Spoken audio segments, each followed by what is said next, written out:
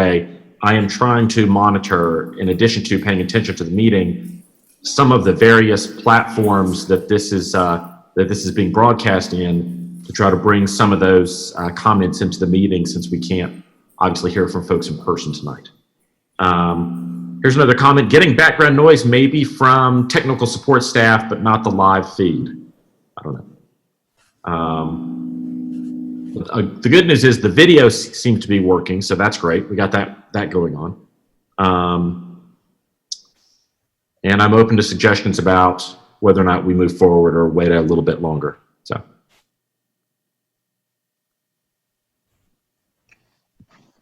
I'm getting indications that they can hear us, at least on television. Okay, great.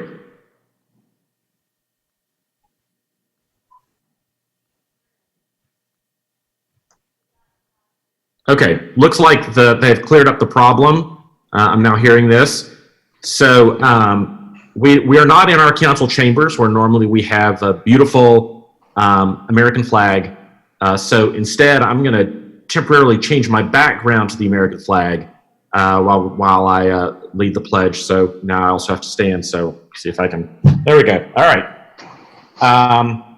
Okay. I pledge allegiance to the flag of the United States of America and to the republic for which it stands, one nation, under God, indivisible, with liberty and justice for all. Thank you, Mr. Mayor. Thank you, Councilmember Reese, and thank you for helping us to delay until we could get a little better situation with the audio. Thank you. There we go. So we've had our moment of silence. We've honored Representative Marianne Black, Brother Ray Urquhart, and our one Durham resident so far who has died from the coronavirus.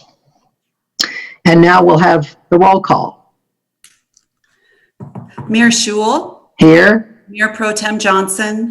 Here. Councilmember Alston. Here. Councilmember Caballero. Here. Councilmember Freeman.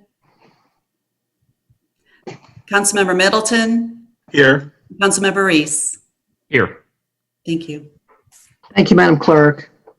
We'll now move to our ceremonial items, and we do have a couple of ceremonial items. The first is National Community Development Week. National Community Development Week annually recognizes the importance of community development block grant, CDBG, and home investment partnership programs. CDBG remains the principal source of federal revenue for states, localities, and their program partners to use in assisting low and moderate income people to prevent physical, economic, and social deterioration in neighborhoods and communities across the country. CDBG and home dollars allowed the city to successfully undertake the Southside Revitalization Project, Denson Apartments primarily for homeless veterans, the Whitted School for low-income seniors, and the permanently affordable Piedmont rentals for very low-income households, just to name a few. And here's the proclamation.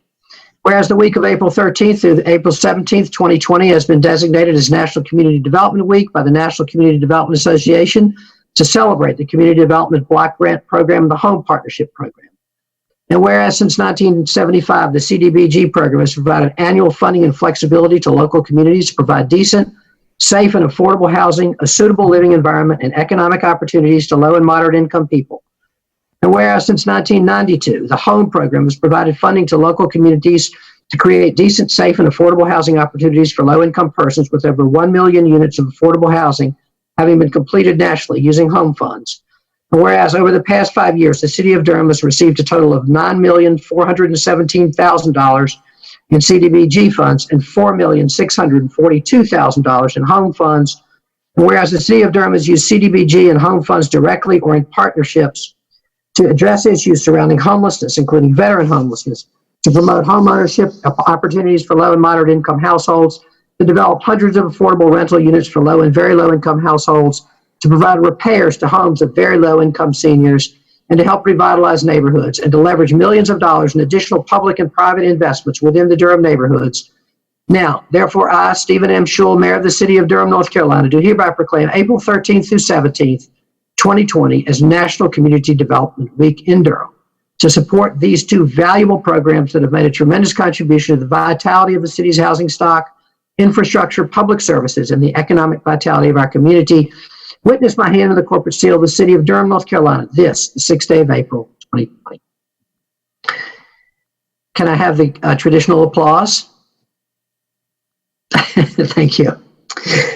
Second, we will have National Crime Victims' Rights Week. Another important proclamation.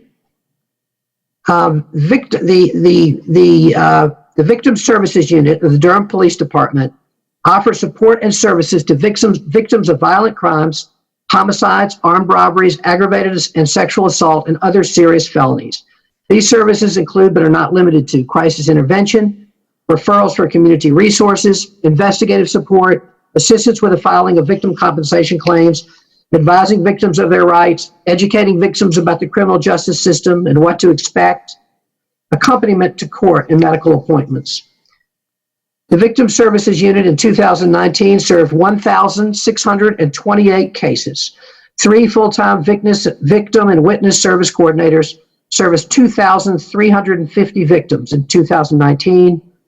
The unit referred victims to outside resources a total number of 4,841 times during the year, and services are provided in both English and Spanish. The first National Crime Rights Victim Week ceremony was celebrated in 1981 under President Ronald Reagan. The annual recognition continues every year in the month of April as a way to renew our country's commitment to guarantee that all individuals have the rights and services that they need to recover from victimization. This year's national theme is Seek Justice, Ensure Victims' Rights, Inspire Hope. And now the proclamation. Whereas these are unprecedented times in the history of our nation, region, state, and the city of Durham as the coronavirus pandemic escalates. And whereas even in times of a worldwide health crisis, the critical work of law enforcement, judicial systems, and crime victims' rights advocates remains necessary. And whereas crime can leave a lasting impact on any person, regardless of age, national origin, race, creed, religion, gender, sexual orientation, immigration, or economic status. And whereas the formation of the City of Durham Police Department's Victim Witness Services Unit in 1997 demonstrates the department's strong commitment to providing essential services to victims and witnesses of crimes and to ensuring that crime victims are treated with respect, compassion, fairness, and dignity. And whereas the department's victim services advocates continue to render services during this challenging time, supporting citizens and residents in the aftermath of crime victimization, crime victims whose sense of grief, loss, fear, and anxiety is likely further heightened by the effects of COVID-19. And whereas now more than ever, the ideals of compassion, respect, healing, recovery, and hope resonate now with all of our residents. And whereas National Crime Victims' Rights Week 2020, Seek Justice, Ensure Victims' Rights, Inspire Hope, the theme for this year provides a timely opportunity to collectively commit to these ideals as a community by focusing on our common humanity. Now, therefore, I, Stephen M. Schul, Mayor of the City of Durham, North Carolina, do hereby proclaim the week of April 19th to 25th, 2020, as National Crime Victims' Rights Week in Durham, and hereby encourage Durham citizens to take the time to learn more about crime victims' rights and to find ways to nurture resilience and hope in the lives of crime victims and others who are in need of specific support, special support during this time of challenge. Witness my hand, the corporate seal of the City of Durham, North Carolina, this, the 6th day of April, 2020. Thank you so much, and thank you all for those who do the valuable work that is recognized by these proclamations.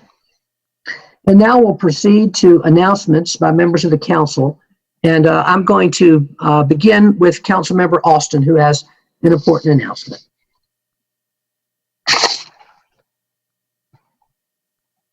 Unmute myself. Thank you, Mr. Mayor. Thank you, colleagues. I know we have very important matters to discuss tonight, so I will be brief. I'll try to be. Today, I reluctantly submitted my resignation from the Durham City Council.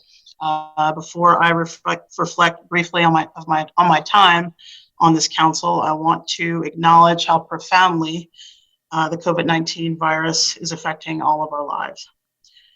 Almost in an instant, people from all walks of life are afraid, facing uncertain economic circumstances, and looking to all of us for answers. There's far more about this virus that we don't know than do, but I want the public to rest assured that our courageous frontline workers in healthcare, public safety, sanitation, transportation, and food provision are doing all that they can to help keep us going. Our local government and public health staffs are also working tirelessly to keep basic infrastructure running and ease the impact of illness, loss of work pay, and childcare on thousands of residents. We all stand ready to follow the advice of public health experts and give you the information you need to keep yourselves and your loved ones safe. Now, it's very likely that after this trying week, I will have to continue our work together in a different role. I'll share more about that role soon, but in the very likely event that this is my final opportunity to address all of you as a member of the Durham City Council, I briefly want to thank the residents of Durham for allowing me to serve Ward 3 and this wonderful city. I am the lone Durham native on this council. My roots go back in this area more than 5 generations. My ancestors were enslaved on land near where I live today. My grandparents cleaned homes in Trinity Park, tended farmland, and chauffeured doctors who worked at Duke Hospital. My mother was part of the first integrated class to graduate from Durham High School, and I myself attended school in Durham even when I lived in a neighboring county. Many years later, during the Great Recession, I moved back to Durham, deep in student loan debt, unsure if I would get a paycheck each month, certain that my credit card would get declined when I bought groceries or beer at one of the only bars in downtown at the time. I could not have imagined then that 10 years later, I would get the chance to serve an elected office in a town that I could hardly afford to live or play in 10 years ago, and that in a city that holds so much of my love and so much of my history. We are staring now into a kind of unknown that feels familiar in many ways, but that history tells us very little about. Many of our residents are sick. Others who are already struggling to pay their rents or afford basic necessities are now facing unemployment. And our city is reeling from shuttered downtown storefronts and an economy in shock. The bad news is it will take a long time for us to recover. The good news is Durham is in extraordinarily capable hands that can lead our recovery. And for that, I am personally grateful. To our administration and our staff, all of your work is essential. Even in this moment when people are fixed on government responses, so much of your work goes unheralded. Many of you risk your health to keep our city running, and I know that this crisis weighs on all of you just as much as it does all of us. Thank you for the sacrifices you are making. Thank you for your exceptional work under unimaginable stress, and thank you for making our city what it is. It has been a gift to represent your work to our residents. To my colleagues, I never took a hug, a handshake, or a fist bump for granted for many of you, because frankly, our work is hard and your collegial nature has always been a comfort. But I wish now more than ever that I could thank you with the kind of caring gestures that you've always extended to me. For now, though, I'll say, you are a compassionate and brilliant group of people. I am proud to have worked together. I'm proud of the work that we've done, and I'm prouder yet to have done this work with each and every one of you. I will miss you all greatly. To Durham, I am yours, and because of that, I know your spirit. This community has responded to this moment in exactly the way that I expected and in exactly the way that we needed.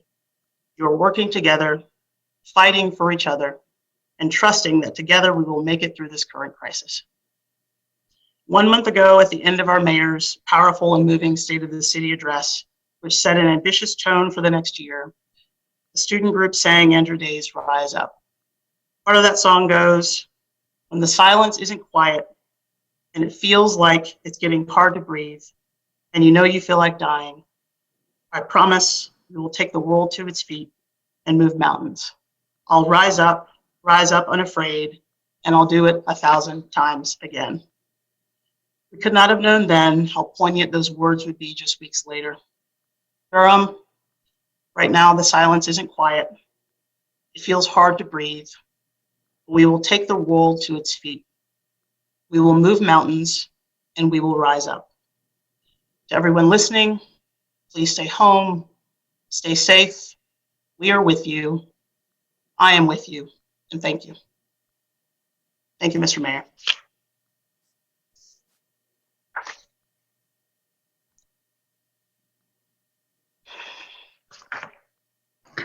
Thank you so much, Councilmember Austin, for those beautiful words. And no one could have said it better. Wonderful expression of where our city is at this time. We will miss you tremendously. We'll be in close contact with you as you move to represent our city in the legislature, and you're going to do an amazing job. But we will really miss you on this council, and we hate to lose you. Hate to go. Yeah, but you'll still be with us, and you'll be doing amazing things. And thank you for those fantastic words. They were wonderful. Thank you, Mr. Mayor. All right. And now I'll ask other announcements by members of the council. Anybody who wants to raise your hand so I can see you. Okay. I don't see a hand up. I have a very few words. Just wanted to mention that we have received public comment for this meeting. I appreciate our city clerk opening a portal to allow public comment in the form of emails. We've all been given the emails, and there are 34 of them. They all involve one topic, which is the topic of curbside service for breweries, which when we get to a later part of our meeting, we can certainly discuss where we are on that. But I did want to mention and appreciate that we have the public comment available. I want to report just a little bit to our council and to our city how we're doing in this fight against the coronavirus.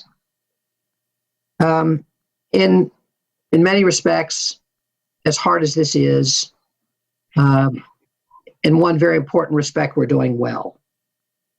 In the past week, our daily rate of coronavirus case increase has fallen from about 12% per day to about 8% per day.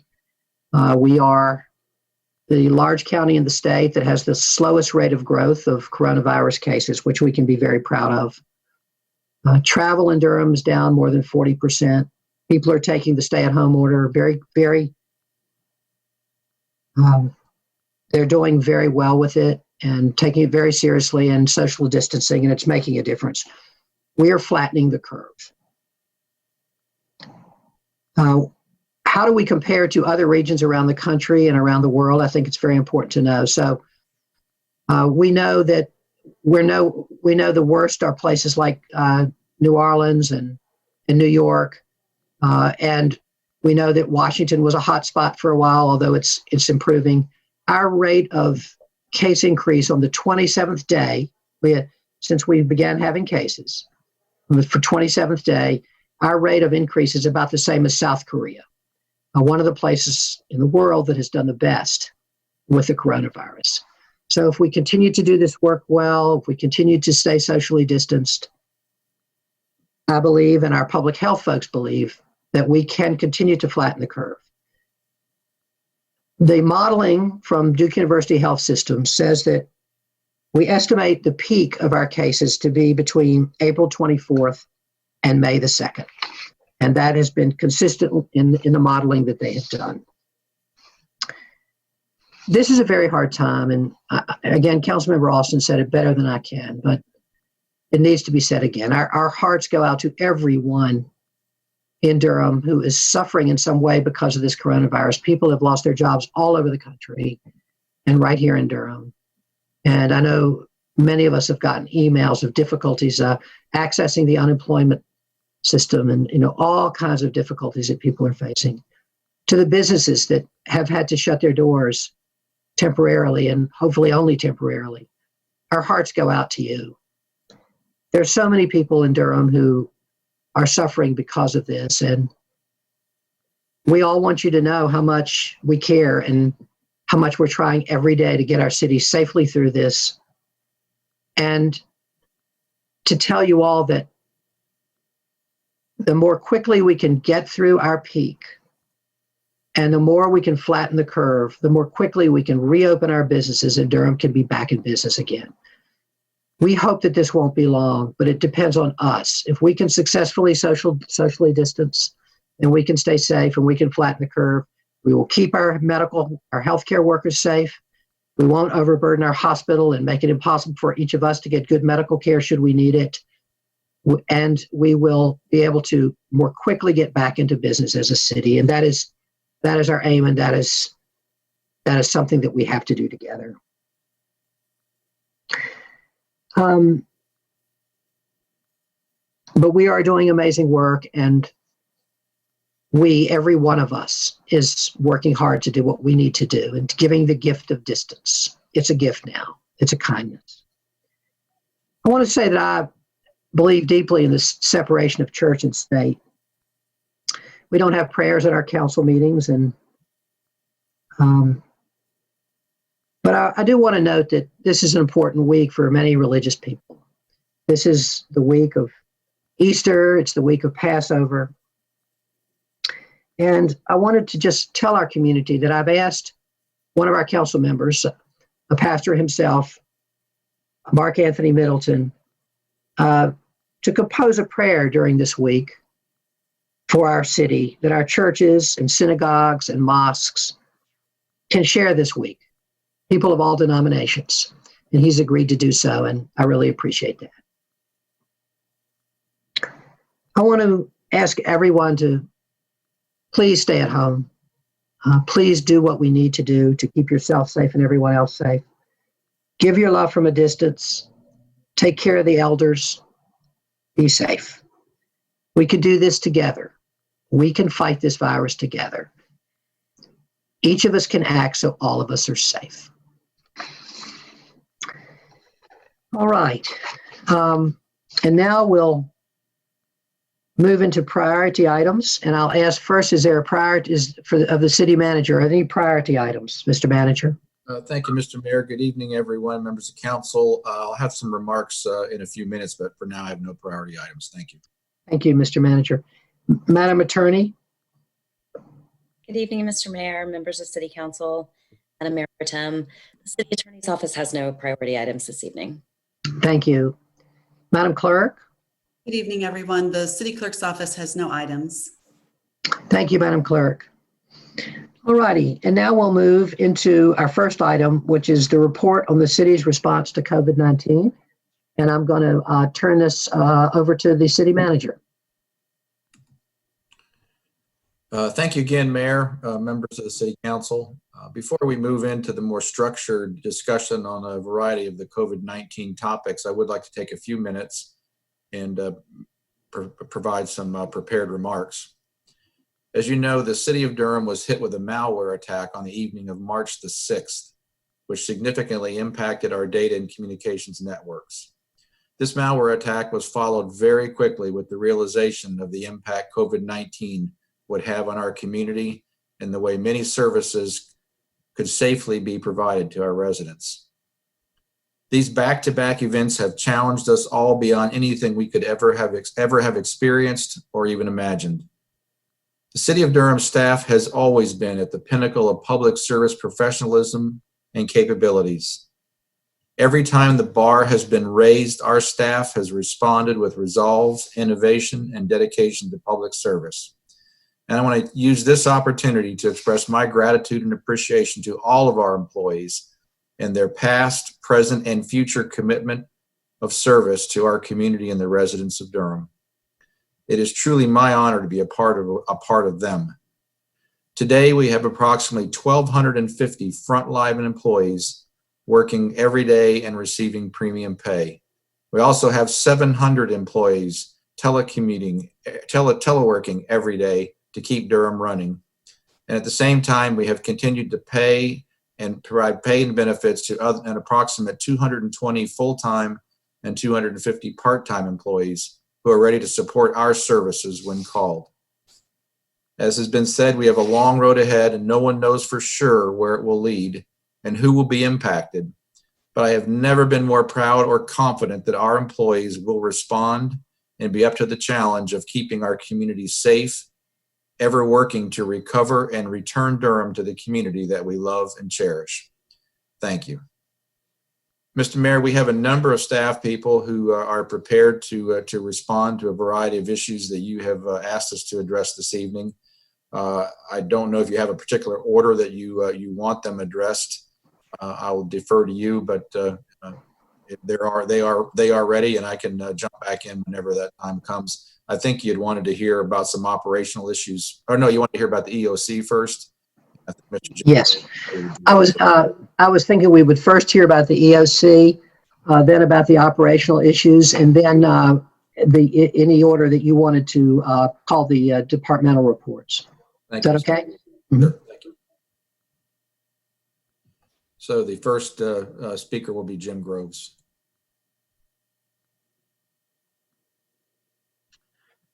Good evening, Mr. Mayor, council members. This is Jim Groves. I hope you can see me okay. Yes, we can, Jim. Thank you, sir. One, thank you so much for the opportunity to be able to talk with you this evening. I'd like to give you a quick brief of what we've been doing in the EOC and maybe actually share what the Emergency Operations Center is for the folks that are listening in or tuning in, and kind of get a better understanding of what that is. The EOC, or the Emergency Operations Center, is a centralized function that provides interagency coordination that is supported by executive decision-making in support of emergencies and disasters. So really what that means is the EOC is structured to promote communication, information sharing, and a better way that we can understand and coordinate and collaborate together to respond to any emergency or disaster. In Durham County, our EOC is structured to really promote accountability and action. We have it structured similarly to the Incident Command System, or ICS, where we have an EOC manager that's responsible for the daily or the operational period actions that's going on within the EOC. You all may know that Ms. Leslie O'Connor has been taking care of those duties since the beginning of COVID. Within the realm of the EOC manager, they are supported by the public information officer within the EOC, the liaison officer within the EOC, and then a safety officer within the EOC. And they also have different chiefs, and that's not a rank, that's a title within the Emergency Operations Center, but they have an operations chief that really does the hands-on work of what we're being asked to do.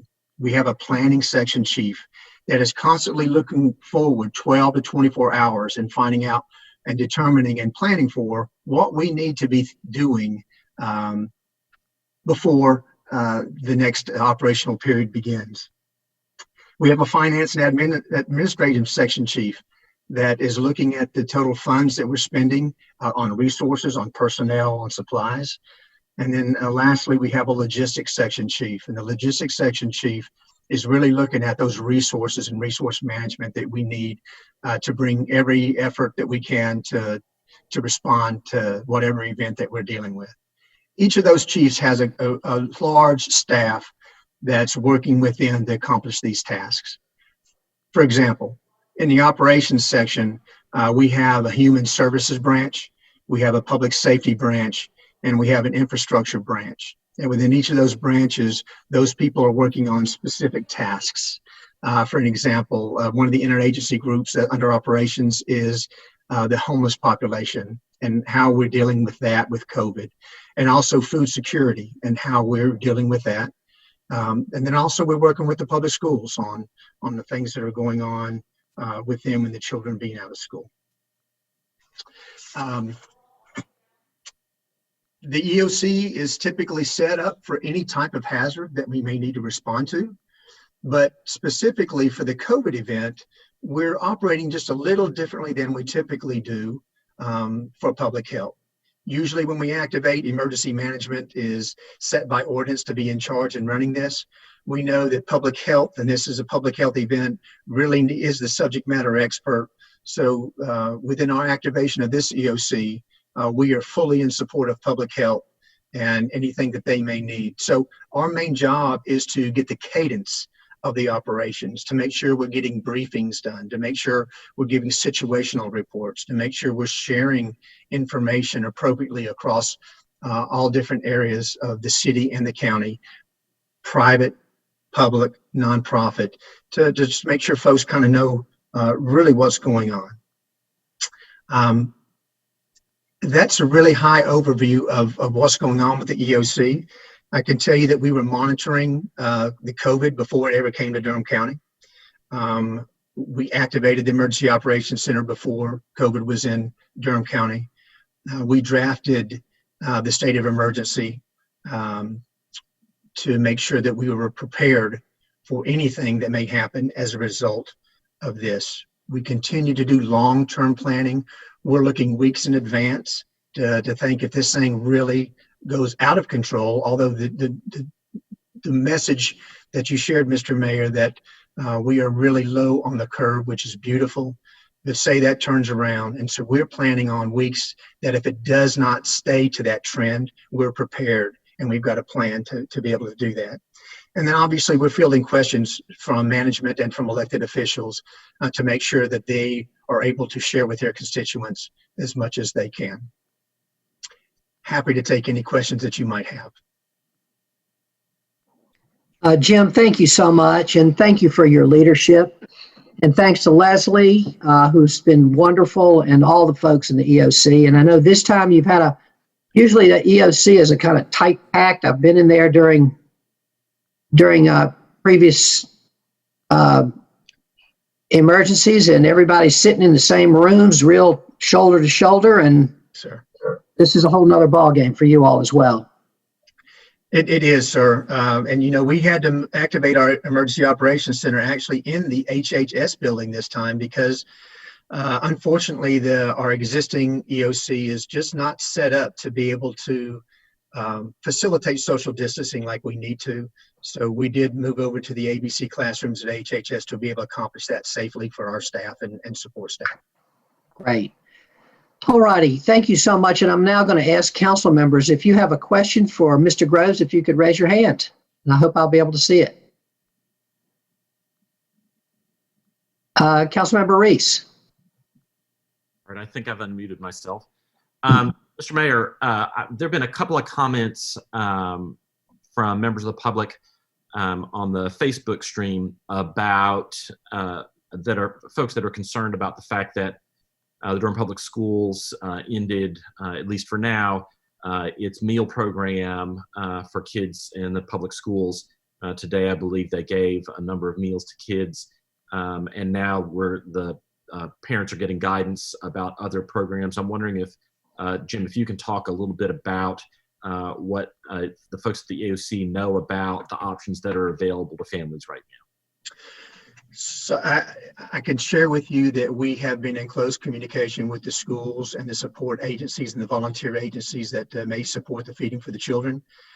We have a phone call plan with them tomorrow to try to facilitate a successful outcome with this, so we do not have children and families going unfed. But I think that's the best information I can share with you is we have assembled a team, an interagency task force that is working with the public schools that includes volunteer organizations, nonprofit organizations, and any subject matter expert that we think that we can bring to bear to have those conversations to try to develop a solution for this. Let me just add, Jim, thank you. It's today, as Councilmember Reese said, Durham Public Schools gave out meals. They have been feeding about 5,500 children a day. They gave out meals, my understanding is today, to last for the week. Lots of food with stable shelf life. And I know that the Durham Public Schools Foundation is working hard to step into the breach. When Durham Public Schools announced it could no longer do this because of lack of personnel, the Durham Public Schools Foundation is stepping up to work with the public schools to organize the feeding of these children. It's going to cost a lot of money, and there are people who are contributing mightily, but I will say to members of our public, one way you can help is to contribute to the Durham Public Schools Foundation, who's going to be working to feed these children. As Jim said, it'll take a lot of partners, but they're planning to step up and lead this effort and have done a lot of really good work to do so. Councilmember Reese, another comment or question. Yeah, Mr. Mayor, just wanted to say how grateful I am for your leadership on this issue. If I'm correctly informed, I believe your family has posted a $10,000 match. So any members of the public who want to support feeding our Durham Public Schools families, but also maybe make it a little bit painful for the mayor, this is a great opportunity to hit them where it hurts and do it for our kids. And so I intend, as soon as we're done here today, I intend to do my part on that. So thank you, Mr. Mayor. Thank you, council member. Thank you, council member. Other questions or comments from Mr. Groves? All righty, seeing none. Jim, thank you. Mr. Mayor, thank you for the opportunity to address you and the council. We really appreciate what you're doing. It's hard, and you've always been such a good leader. So thank yous to you. Thank you to Leslie, Ari, everybody over there has just been doing great. So thank you. Appreciate it, sir. Thank you, Jim. Mr. Mayor, next, I think we're going to have Bo Ferguson talk a bit about our outward-facing operations. Welcome, Bo. Thank you, Mayor, members of council. Good evening. I want to thank Jim Groves for his report and also add my sentiments to those of City Manager Tom Bonfield, who expressed appreciation and an acknowledgement of the privilege that it is to be part of this team right now and to work with the employees who are doing such great work. It's really been a privilege. And one group I just wanted to make brief comments about before my report. One of the groups that's probably not getting mentioned as often is those some odd 250 employees that Tom said are at home and not able to telework, as well as a number of teleworkers who it's really gut-wrenching for them to not be reporting to work. And some of the reports that I'm getting from department directors is how they are being asked repeatedly by some of those staff, when can we come back and when can we get back in the field? And while we know it was absolutely the right decision to keep them home, I want to reiterate that many of them perform extremely important and essential services for the citizens and the residents of Durham. And we will be returning them as quickly as it's safe for our community to do so. But I wanted to acknowledge that some of our heroes are the ones who are sitting at home and helping us not to spread this. And I just wanted to point that out. Briefly, I've been asked to just give a high-level overview of what departments in the operations portfolio are maintaining in terms of services right now, and to note a few that have been suspended. This is not a comprehensive list. Just tried to pull out the highlights. And I'd also note for anyone listening that this could change over time. We are constantly evaluating what services we're able to continue to provide and what the community needs right now, but acknowledge that that could be changing in consultation with the manager and the leadership on the council as we move forward. So briefly and in no particular order, I wanted to walk through the departments in the operations portfolio. There are 9 departments. I'll be reporting on 8, and I know that the police chief, Sarah Davis, is on this call as well, and she'll provide any information from the police department separately. So beginning first with the Public Works Department, for services that we are definitely maintaining and continuing to provide, we are still providing emergency street and concrete repairs. We are providing limited litter collection and bus stop cleaning just at those high-use facilities. There is, and this goes for several departments, including Water Management and Parks and Recreation, we are providing limited construction inspection and plan review to support the ongoing residential and commercial development activity in the city. But some key public works services that are currently suspended are permanent and long-range concrete and asphalt repairs. Stormwater maintenance services are suspended. All capital projects, and I'll repeat this when we get to general services, but any large capital construction projects underway in the city have been paused to ensure that as many people as possible are staying home. Obviously, with all of our facilities closed, all of our walk-in customer service has been suspended at any city facility, and field investigation of any stormwater complaints has also been suspended. Moving on to water management and those services that are ongoing, obviously all our water and wastewater plants have to remain online, and all the maintenance at those plants must continue. But we are modifying shifts and schedules to limit as much employee-to-employee contact and exposure as possible. The water distribution and sewer collection system maintenance has to continue to make sure that that system provides safe water and safe sewer services to our city. But again, we have reduced staffing to only perform reactive maintenance or work activities that are required by our collection system permits. Our utility billing and meter reading is continuing. Our lift station maintenance is continuing as well. And previously I mentioned that development support continues. A few things that we have suspended that are in the water management area of services. Any in-home water use assessments have been suspended. We will do online or we will do telephone consultations with people who have questions or concerns. Likewise, we will not go into homes right now for water quality testing and sampling, but we can take samples for people who have water quality concerns from an outside hose or faucet. So that is something that continues. And finally, as has been widely publicized, there are no service disconnections for non-payment going on right now, no late fees for anyone who is struggling to pay their bills at this time. Moving on to solid waste, garbage and recycling maintain a normal service and normal collections. We have reduced staffing on trucks from 3 to 2 for our rear load trucks to ensure appropriate social distancing. Our transfer station and convenience center remain open, but only to those customers who have contracts with us. That means that we're able to accept that waste without any person-to-person contact. We did have to suspend kind of retail people who just use the convenience center for household trash or small customers so that we could eliminate that person-to-person contact. All of our customer service operation remains functional. Those employees are working from home and our composting operation continues. We have suspended yard waste collections and bulky collections as well as bulk cardboard collections. We did that specifically to make sure that we could have enough staff to maintain the garbage and recycling collection. Those services will be restarted when we are able to provide the manpower to do so, but likely not until the stay-at-home order has been lifted. Moving to general services, some of our unsung heroes in this unfortunate time have been our custodians. And so we have had to maintain core custodial services at critical facilities where we still have daily staff activity. And we certainly have very enhanced cleaning protocols that our custodians have put into place. Likewise, the staff at our cemeteries continue to perform burial services, only limited services, but still a very necessary service, unfortunately. As well, in general services, the monitoring of critical building facilities and checking on buildings that have been closed and are not being occupied by normal employees. We're doing basic checks to make sure all those buildings maintain operations and that we don't have any maintenance problems in those buildings. From home, a number of our staff continue to work on all the various projects and portfolio in this portfolio and all the real estate work that General Services manages.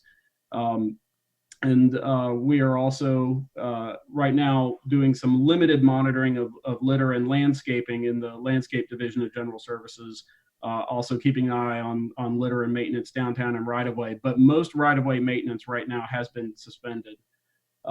Finally, our urban forestry group is providing emergency response, but not some of their core basic services.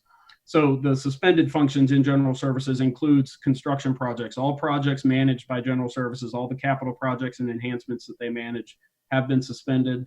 Most of our landscaping service, as mentioned previously, mowing and litter cleanup have all been deferred. Urban forestry, their tree planting work and their non-urgent tree requests are deferred.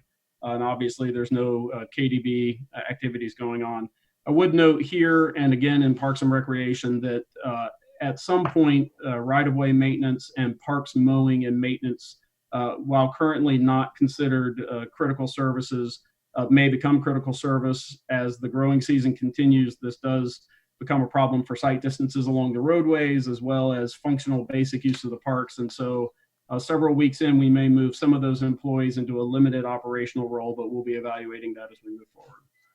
So moving on to Parks and Recreation, as well, you all know that there are very limited ongoing functions. The only facilities that remain open are parks, trails, and greenways. We are not doing any core parks maintenance at this time, but again, that's something we may stand up in a few weeks. We are working very hard in a virtual environment to continue to do all the wonderful things that DPR does on a normal basis. So the marketing staff is working hard to make sure we're promoting leave no trace programs for people who do use the parks, since we don't have normal litter pickup. please take your trash with you. And DPR is working very hard to push those messages, as well as the important critical social distancing messages that we need to have going in our parks. Likewise, DPR has created a number of virtual programs. So if you go to DPR's YouTube channel, you can and follow us on social media. You can see exercise classes, activities that parents can do with their children. We have a virtual egg hunt that DPR is planning that I'm excited to learn more about. We have very limited park inspections and limited development review activities. As far as suspended functions, most of the core functions in DPR have been suspended, to include drop-in programs, leagues, and activities. They've all been canceled until further notice. We've canceled all special events through at least the end of May 2020. All rentals and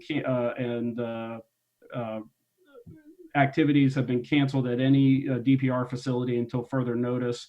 Recreation centers and pools are closed, city lakes are closed, and many park amenities, including skate park, tennis courts, pickleball, disc golf courses, restrooms, dog parks, shelters, athletic fields, and basketball courts are all closed.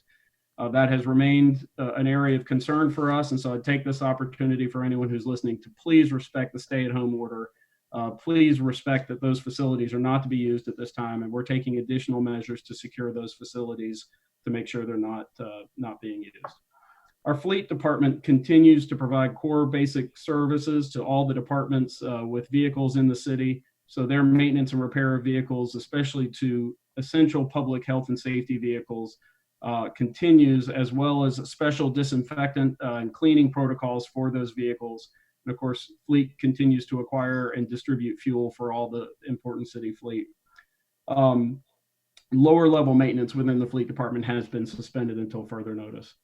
Moving to the public safety departments, our fire department are critical first line responders during this time, and very grateful for all the precautions and excellent service they're providing. As expected, fire suppression and emergency medical service, technical rescue, hazardous materials, vehicle accident, and other rescue type responses have all been maintained. However, we have been following the direction of the county medical director and have changed our EMS response protocol for fire personnel. They are being dispatched only on critical calls at this time, not to non-emergency or non-critical calls, and of course have a great deal of protocol that they are following in those scenarios to keep our first responder firefighters safe. Fire investigations do continue. Some minimal construction-related fire inspections and referral or life safety complaints continue to be investigated, as well as foster care inspections. We are still able to offer smoke alarm and CO alarm delivery, but we are not going into homes. We're not making contact with residents, not able to install those as is our normal protocol. So the functions they have suspended, again, the first responder EMS role has been scaled back to only be for critical situations. A number of educational events that our fire department does so well have all been canceled. Fire station visits have been canceled, and a number of other of community outreach activities, as well as our ongoing recruitment efforts in the department, have been paused. The last department I'll report out on is Emergency Communications 911. This group, with the help of our excellent technology services department, made a tremendous recovery from the malware attack, and pleased to say that all of their systems remained operational, but through tremendous efforts of a number of staff. Now our 911 system is fully functional, has remained fully functional, and is not seeing any service-related reductions due to COVID, while we're taking a number of measures to protect our staff and ensure that protocols are followed to keep them distant. We have not had to scale back and will not be scaling back any 911 services. They remain a critical part, not just of responding to this emergency, but also providing good information to first responders in fire, EMS, and the police department who are heading out to calls to make sure that they know if they're heading to a COVID-related call and to take appropriate precautions. So, Mr. Mayor, as I said earlier, the police department is on this call. They're the 9th department, obviously playing a critical role, and they'll report out separately, but that concludes my comments. I'm happy to answer any questions now or follow up with the council later if there's information I don't have. Thank you for that great report. Let me, Mr. Manager.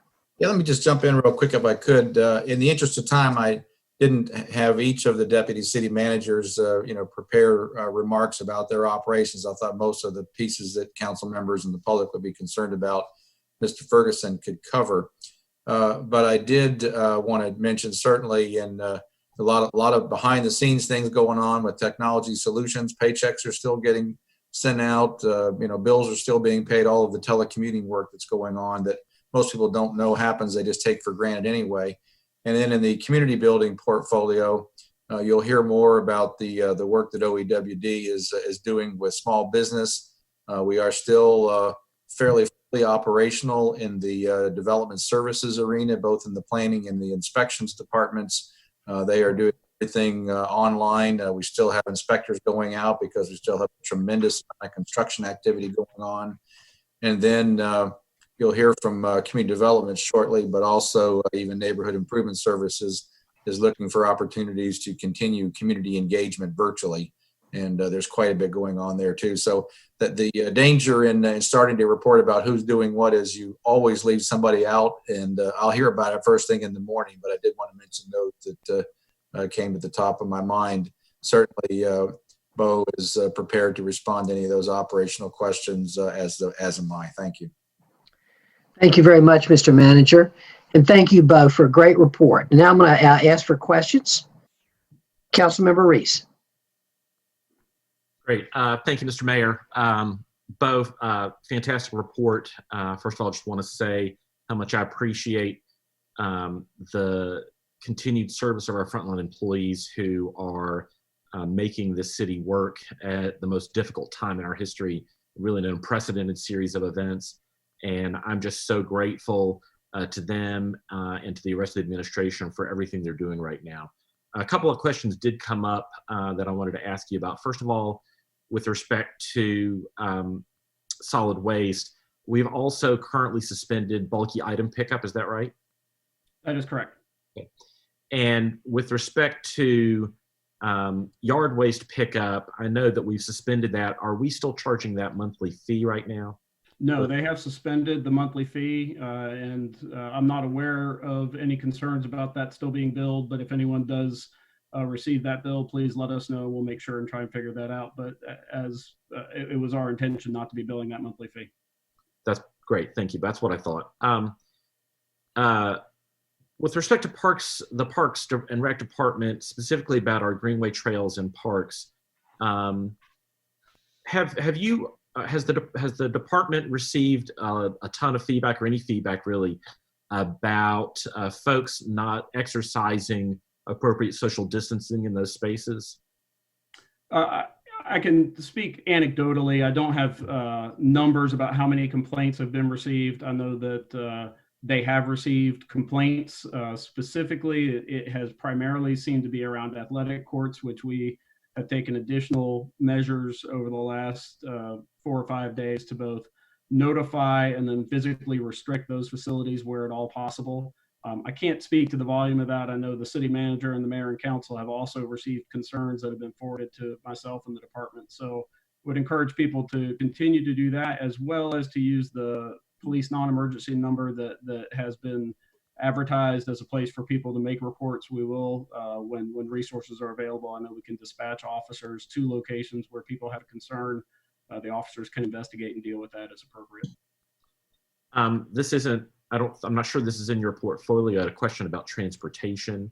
We'll have I would hold that, presentation about transportation. Great. I'll save my my questions till then. Thank you very much. Again, appreciate all the amazing work. Thank you.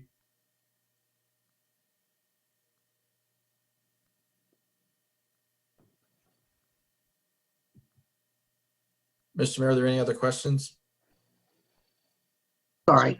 I apologize. I was muting myself. I apologize. Councilmember Middleton, you're up. And I think Councilmember Caballero, did you also have a question? Okay. Councilmember Middleton. Thank you, Mr. Mayor. I got nervous there for a minute, seeing your mouth move, and I couldn't hear anything. So I'm going to keep my distance. Thank you. You probably like it better that way when it doesn't come out. Nah. Good evening, colleagues, and to all watching.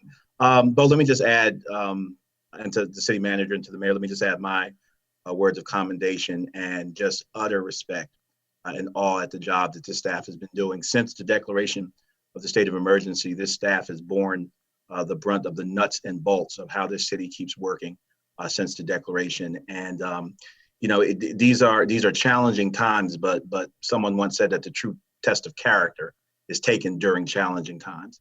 And this city workforce, this municipal workforce, is making us all proud. I do want to ask about,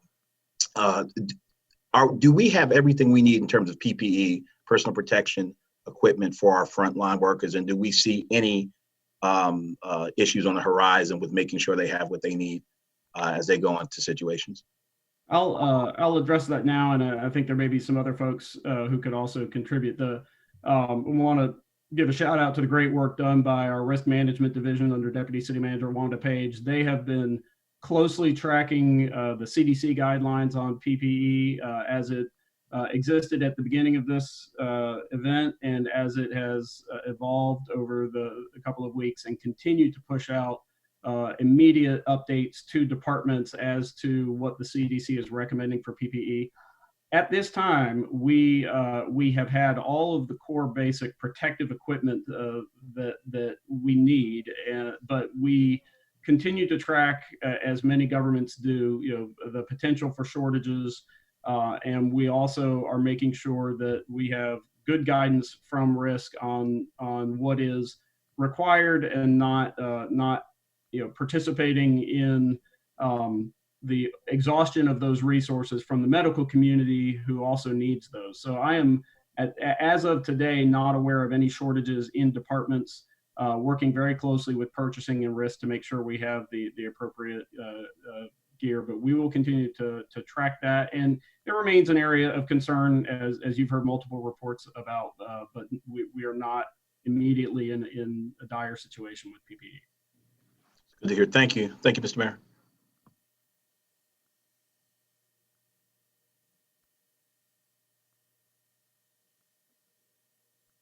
You're muted, Mr. Mayor. I'll say it again. Are there any more questions for Deputy City Manager Ferguson? Mayor Pro Tem. Thank you, Mr. Mayor. I've been on a number of the calls with EOC folks over the last couple of weeks, and so I don't have a question, but I just wanted to add my voice to the chorus of appreciation and thanks for all of the work that the staff has been doing over the last couple of weeks.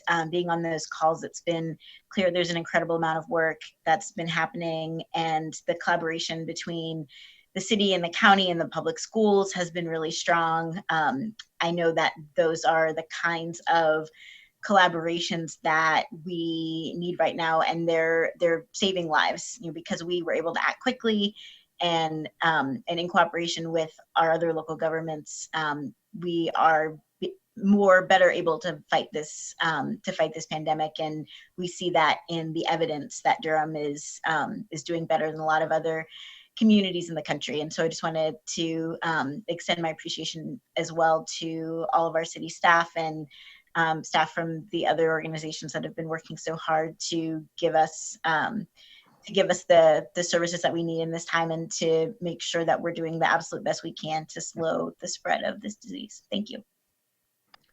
Thank you very much, Madam Mayor Pro Tem. Any other questions or comments for Bo? Bo, I do have one thing that Charlie's comment, one of Charlie's questions made me. I have heard concerns about social distancing on the American Tobacco Trail. I've been on the American Tobacco Trail quite a lot over the past couple of weeks. I haven't seen a lot of problems myself, but I have heard from other people. I don't know what we have those great signs that we put into parks for social distancing, and we may have enough of them on the trail, but I do want to just flag that's something somebody might want to look at, especially with the ATT. The other trails that I've been on have not been as crowded, but that might be something you want to give some thought to. Thank you, Mr. Mayor. We'll follow up on that. Any other questions or comments for Bo? I'm sorry, Councilmember Freeman.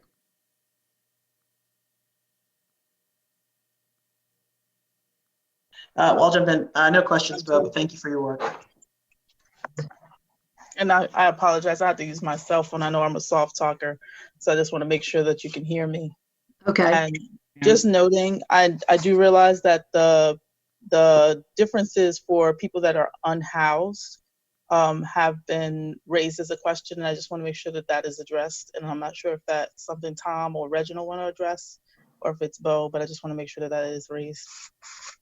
We actually have a report on that a little bit later in the meeting. We're going to hear from community development on that important topic. Thank you.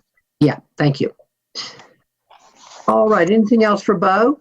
Bo, thank you. Thank you, We Mayor. really appreciate you. Mr. Mayor, I think it might be good to move to the transit piece now and have Sean Egan talk about that before we have Chief Davis talk about enforcement. All right. Sean, welcome. Thank you, Mr. Mayor. I appreciate the opportunity to come and speak about the important work that we're doing in transit here. So during this event, across Durham, Go Durham Bus and Go Durham Access Paratransit continue to provide transit service for essential travel, enabling those who work at our hospitals, nursing homes, grocery stores, and pharmacies to continue to serve the Durham community while also providing travel for people to access critical goods and services during this emergency. 2 weeks ago, we began using rear doors for boarding the buses while also suspending fare collection, making bus a free service for the essential employees caring for our community during this event. We also implemented new sanitation measures for both our vehicles and facilities. On our buses, interior passenger areas and driver compartments are cleaned daily with Lysol. This includes seats, windows, floors, and handholds. Durham Station is being cleaned daily, and the platform is pressure washed, and workers are cleaning all door handles and knobs once an hour during operation with sanitizing wipes. We've modified Go Durham bus service to reduce the impact of this event on our employees who continue to work tirelessly for our community. Go Durham service now ends daily at 9:30 p.m. and service frequency has been reduced on several routes, including the 4, 5K, 7, 10B, 11, 11B, and 20. With these changes, we continue to provide more than 80% of our regularly scheduled service. This enables us to avoid crowding and maintain social distancing on our services, where ridership remains at approximately 2/3 of normal levels. I would like to take a moment to recognize our employees. Go Durham operators and all of our frontline colleagues face the same pressures as everyone else right now. They have families, kids out of school, loved ones with health concerns, and many may know someone already impacted by COVID-19. Despite these pressures and despite understandable concerns, our workforce is showing up out of a sense of duty to our community. In recognition of the extraordinary work our bus and paratransit operators and the support staff who make our service possible, we are providing premium pay for our workforce during this event. A 5% pay increase is in line with the premium pay made available for city employees working in the field through this event. We are most grateful for the dedication and professionalism of Go Durham bus and access staff who make essential travel possible during this time. With that, I'll take any questions. Thank you very much, Sean. We appreciate it so much. I'm going to now ask if there are any questions for Sean. Councilmember Reese.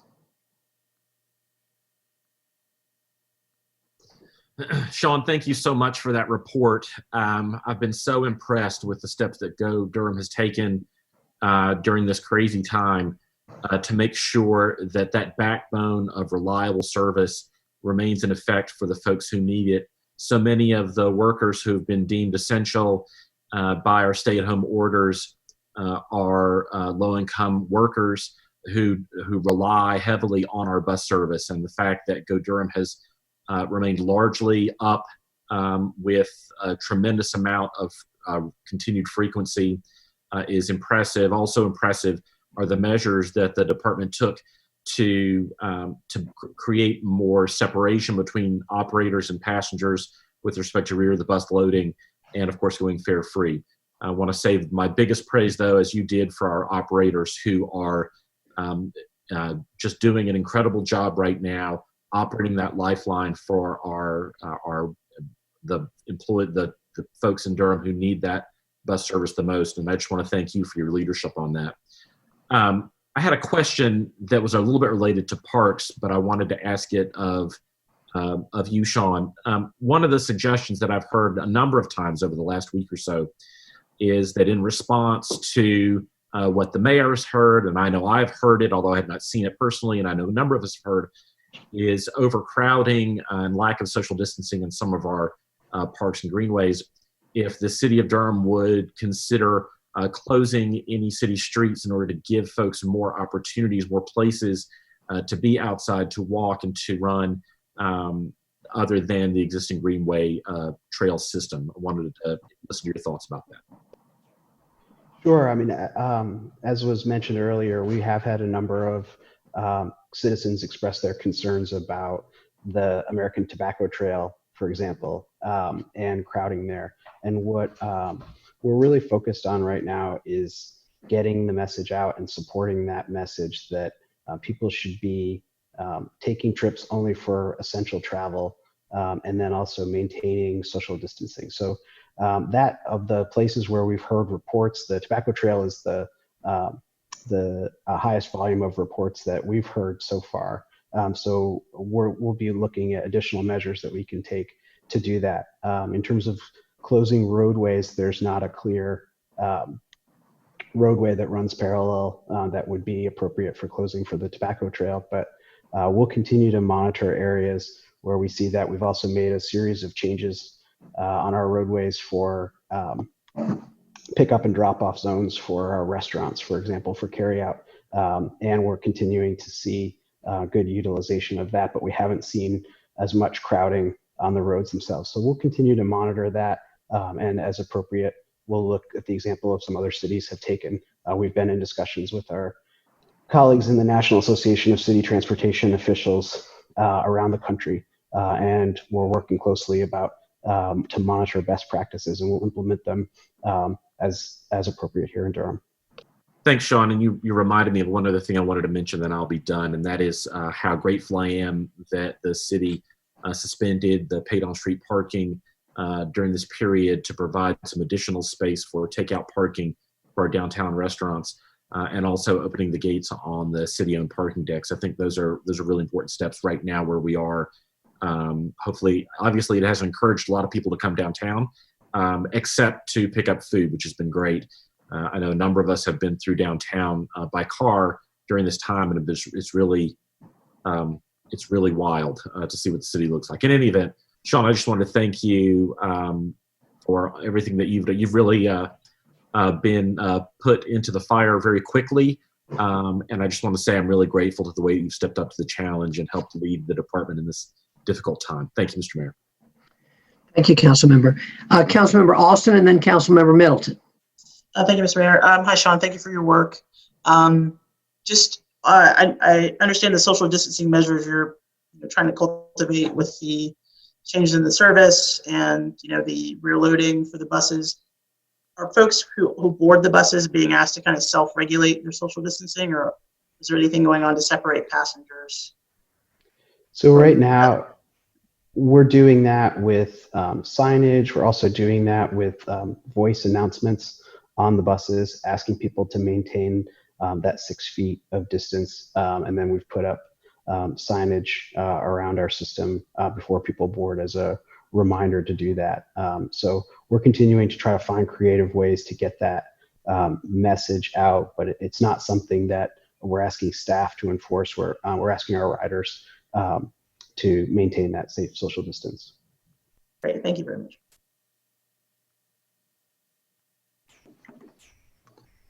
Thank you, Mr. Mayor. I think you're muted again, but you had already recognized me, so I'll just. Councilmember Middleton, thank you. Yeah, I'll let you work that out, man.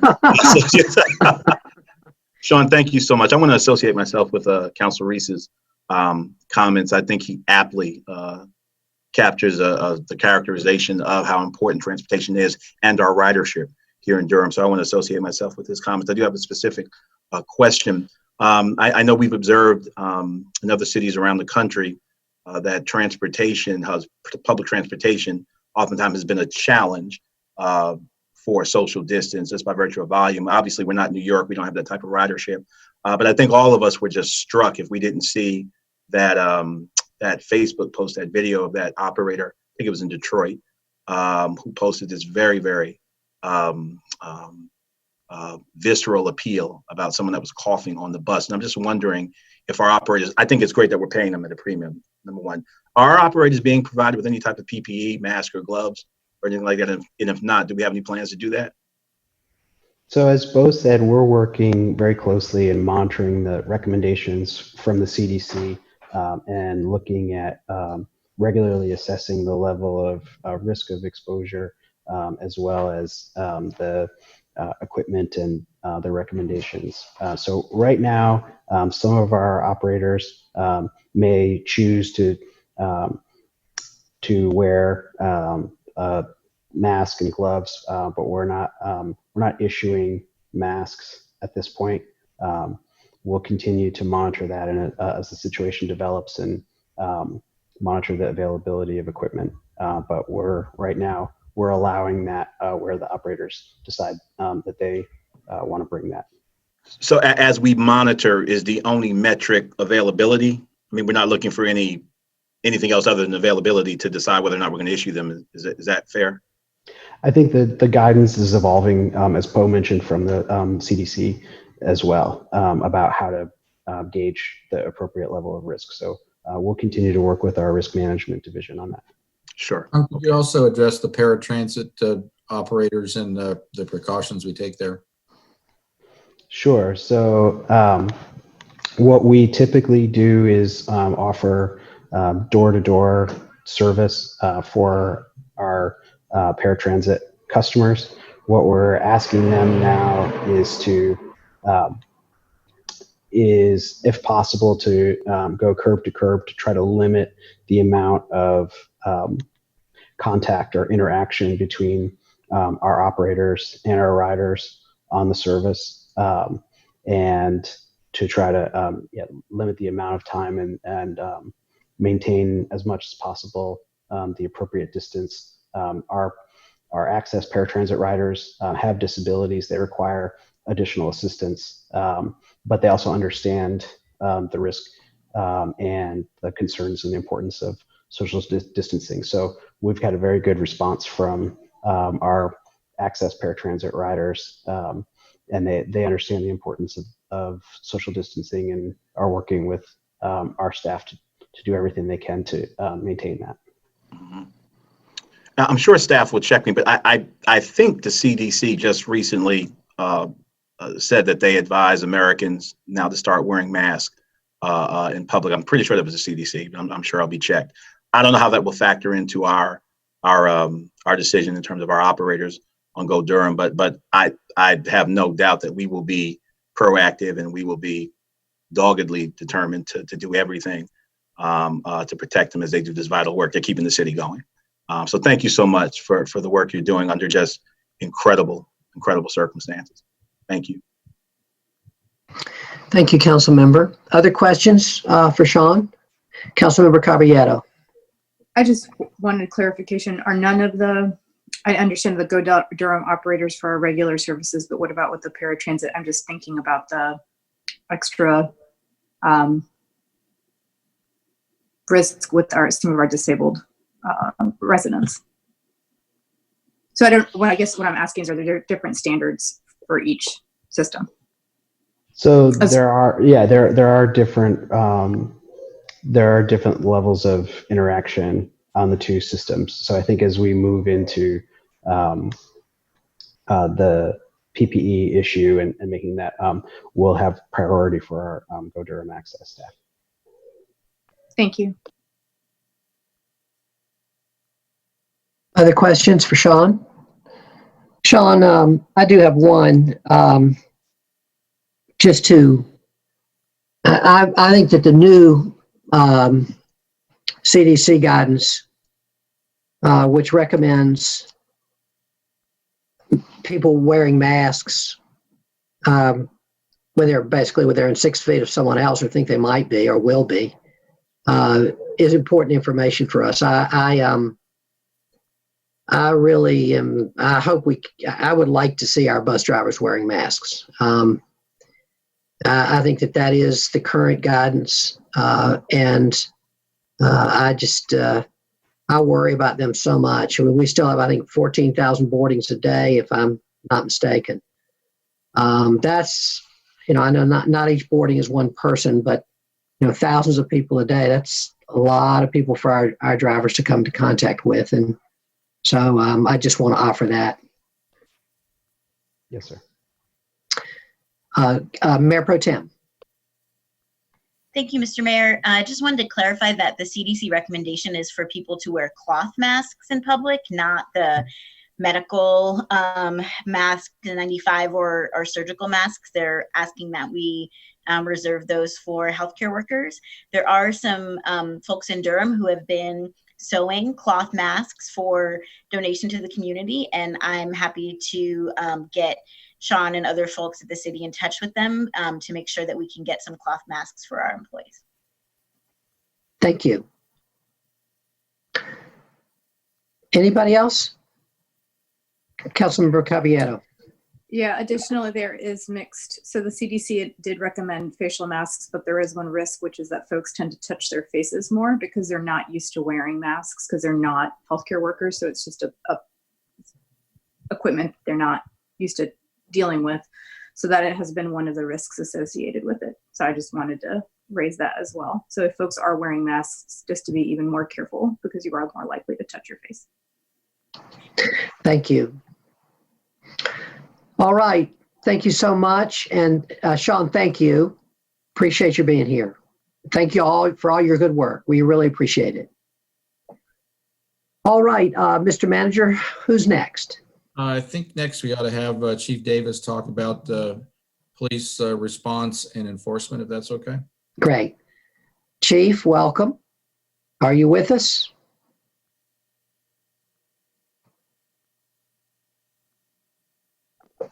There she is. Can you see me? Hello, Chief. Yes, we can. Good to see you.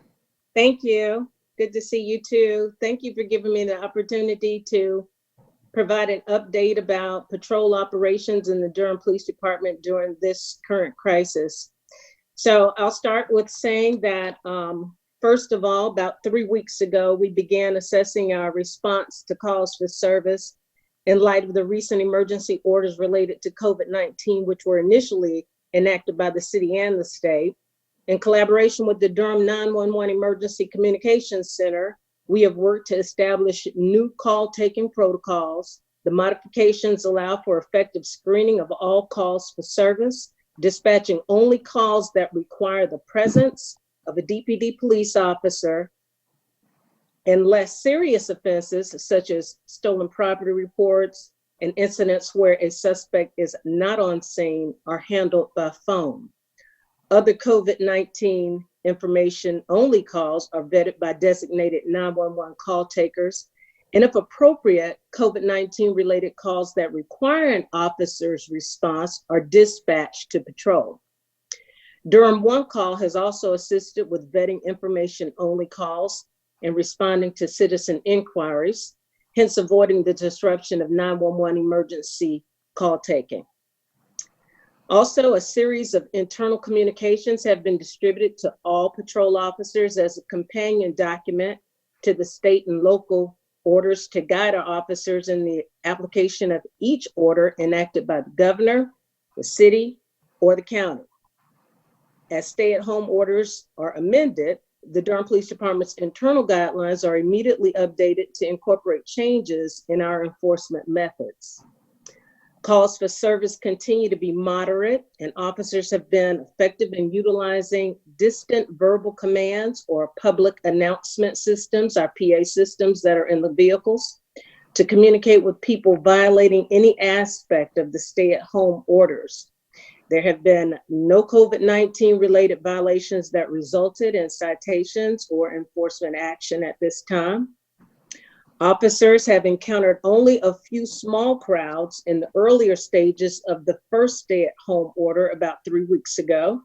However, over this past weekend, between April 2nd and the 5th, the Durham Police Department responded to at least 10 incidents of individuals congregating in groups of 4 or more to play basketball, soccer, or related sports, and a call related to a barbecue or cookout of sorts on a parking deck in the downtown area.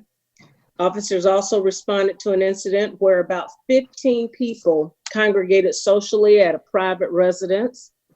This call was originally dispatched as a noise complaint, and then once the officers responded, realized that there were several people at that particular location. In all cases, officers responded and reminded the congregants of the city's active stay-at-home order, and compliance followed without incident. This weekend's calls were an obvious uptick in the number of people feeling the need to get outside, socialize, and return to normal. But while they may have felt their actions were innocuous, this type disregard of the city's stay-at-home order could ultimately have grave consequences.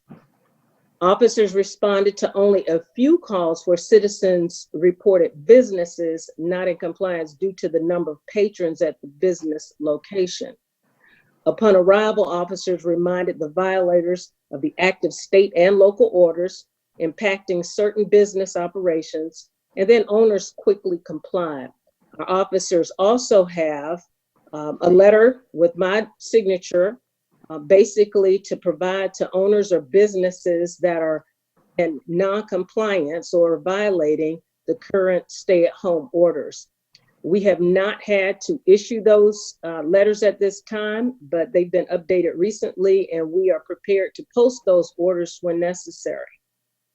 Throughout this crisis, it is our priority to maintain a healthy workforce to continue the highest levels of response and service delivery to the community we are sworn to serve. However, we need our citizens to do their part in slowing the spread of COVID-19. We will continue to provide updates and pertinent public safety information through a myriad of social media streams to encourage everyone to stay at home. Ideally, through continuous communication and reminders, we hope to leverage voluntary compliance amongst the masses. Our message to the public at large is to exercise good judgment and comply with social distancing, and that we should all be ambassadors for ensuring compliance of the existing stay-at-home orders so that we can all return to normalcy in a very, very short order. I don't have anything else. I do want to thank the administration also for recognizing essential employees with premium pay and additional leave. I think it meant a lot to our frontline officers, and they are very, very grateful for that consideration. Also want to thank our officers while I have this opportunity, because the men and women of Durham Police Department remain out there on the front lines. They have been unwavering, they have been committed, and to some degree heroic to continue to work without complaining. And I really, really do appreciate them and honored to lead the Durham Police Department. Thank you, Mayor Schewel. Chief, thank you so much for a great report. I've been really worried, and along with our bus drivers and others, I've been very worried about our police officers, especially reading about some other cities. The number of police officers in Detroit that have come down with COVID-19 or been quarantined, the enormous number of officers in New York. And I'm hoping that because, you got started early and we got started early with the training and the distancing, that we can protect our officers. But it's been on my mind a lot, and I'm glad that I know our officers are out there, and I'm very appreciative of them. They're appreciative of you too. So, council members, questions for Chief Davis. Councilmember Reese. Hi, Chief Davis. Thank you for a great report. Thank you. I just wanted to say how grateful I am to you for your leadership of the department at really this unprecedented time in our history. Yes. I've been following along with the daily incident reports, and seeing the staffing levels where they are is a testament to the type of people that are employed by the Durham Police Department in your leadership. And so I just want to second what you said about our patrol officers who are out there every day. I also wanted to thank you. On Friday afternoon, you posted a really fantastic post on Facebook about how the stay-at-home orders are going to be enforced in the city of Durham. Yes. You identified 3 things, the first of which was the very first question I got from someone on social media about the stay-at-home order, which is, are people going to get pulled over and asked to show their papers? Right. Show some kind of certificate that that they're allowed to be out driving. And what I said then is, amazingly enough, exactly what you said, is that that's not a reasonable and articulable suspicion to engage in a traffic stop. And so I just wanted to thank you for that, and for the really solid way that the department has operated during this wild period in our city's history. I did want to ask one question about, related to the question that was asked about bus drivers. What is the current protocol for our officers in terms of wearing masks when they engage with members of the public? Well, you know, on the national stage, and recommendations initially were sort of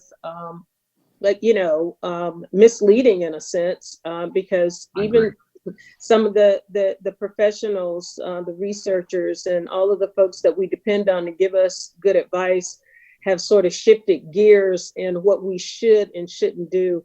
And once the message came that an asymptomatic person should be wearing a mask, we began making sure that all of our officers, we started early making sure that all of our officers had PPE so that they could put masks on when they needed to in response. But now they are wearing their masks during any type of encounter with the public. We've had some recent incidents where officers had to wear masks where they were just basically responding to a noise complaint or something of that nature. But we have instructed them to keep their distance. And even though it seems to be a little bit impersonal to be 15 feet away from a caller, and unfortunately, and talking from the car, we have instructed our officers to use the PA systems and do everything that they can to communicate, be diplomatic in their communication, and hopefully people will understand what that distance is really all about. That's great to hear. I didn't have anything else I wanted to say except to say again, thank you for everything. That Facebook post was awesome. I'm just so amazed. Thank you for doing that. Thank you.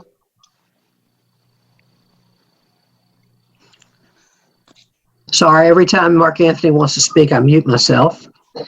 Mark Anthony, Councilmember Middleton. I won't read too much into that. Chief, thank you so much. We're finding out here in Durham, sure enough, what the country already knew about you, about the level of leadership. And I mean that you bring to the job. And unfortunately, sometimes the better parts of leaders don't show up until times of challenge and controversy, as Dr. King said. And we are certainly benefiting from all that you bring as a leader. And I'm glad to hear the conversation about PPE. And this is something I'm going to stay on, and not only with the bus drivers and frontline workers, but the police department in particular. Something that really struck me: there are more New York City police officers that have contracted this virus than the size of our police force. That's right. Just let that be, marinate on that for a minute. Yep. And it would be a nightmare scenario for our department to have this thing just run through it and the ranks of it. So I just want to lean in and just thank you for all that you're doing in this time of crisis, and just again lean in on letting us know anything you need in terms of PPE, and making sure that our departments and frontline workers have what they need to keep them protected as they do their job. I want to ask you quickly, without compromising any operational security or anything, are there any enforcement posture changes or priorities that have been again, without, if it goes into operational security, don't answer me. But are there enforcement priorities that have been outlined that would make it less likely that they would have to come into contact with the public unnecessarily? Well, you know, one thing we keep reiterating to our officers is that there will be no call that won't be dealt with. We will absolutely respond to every call, whether it's by phone or in person. So what we've tried to do is sort of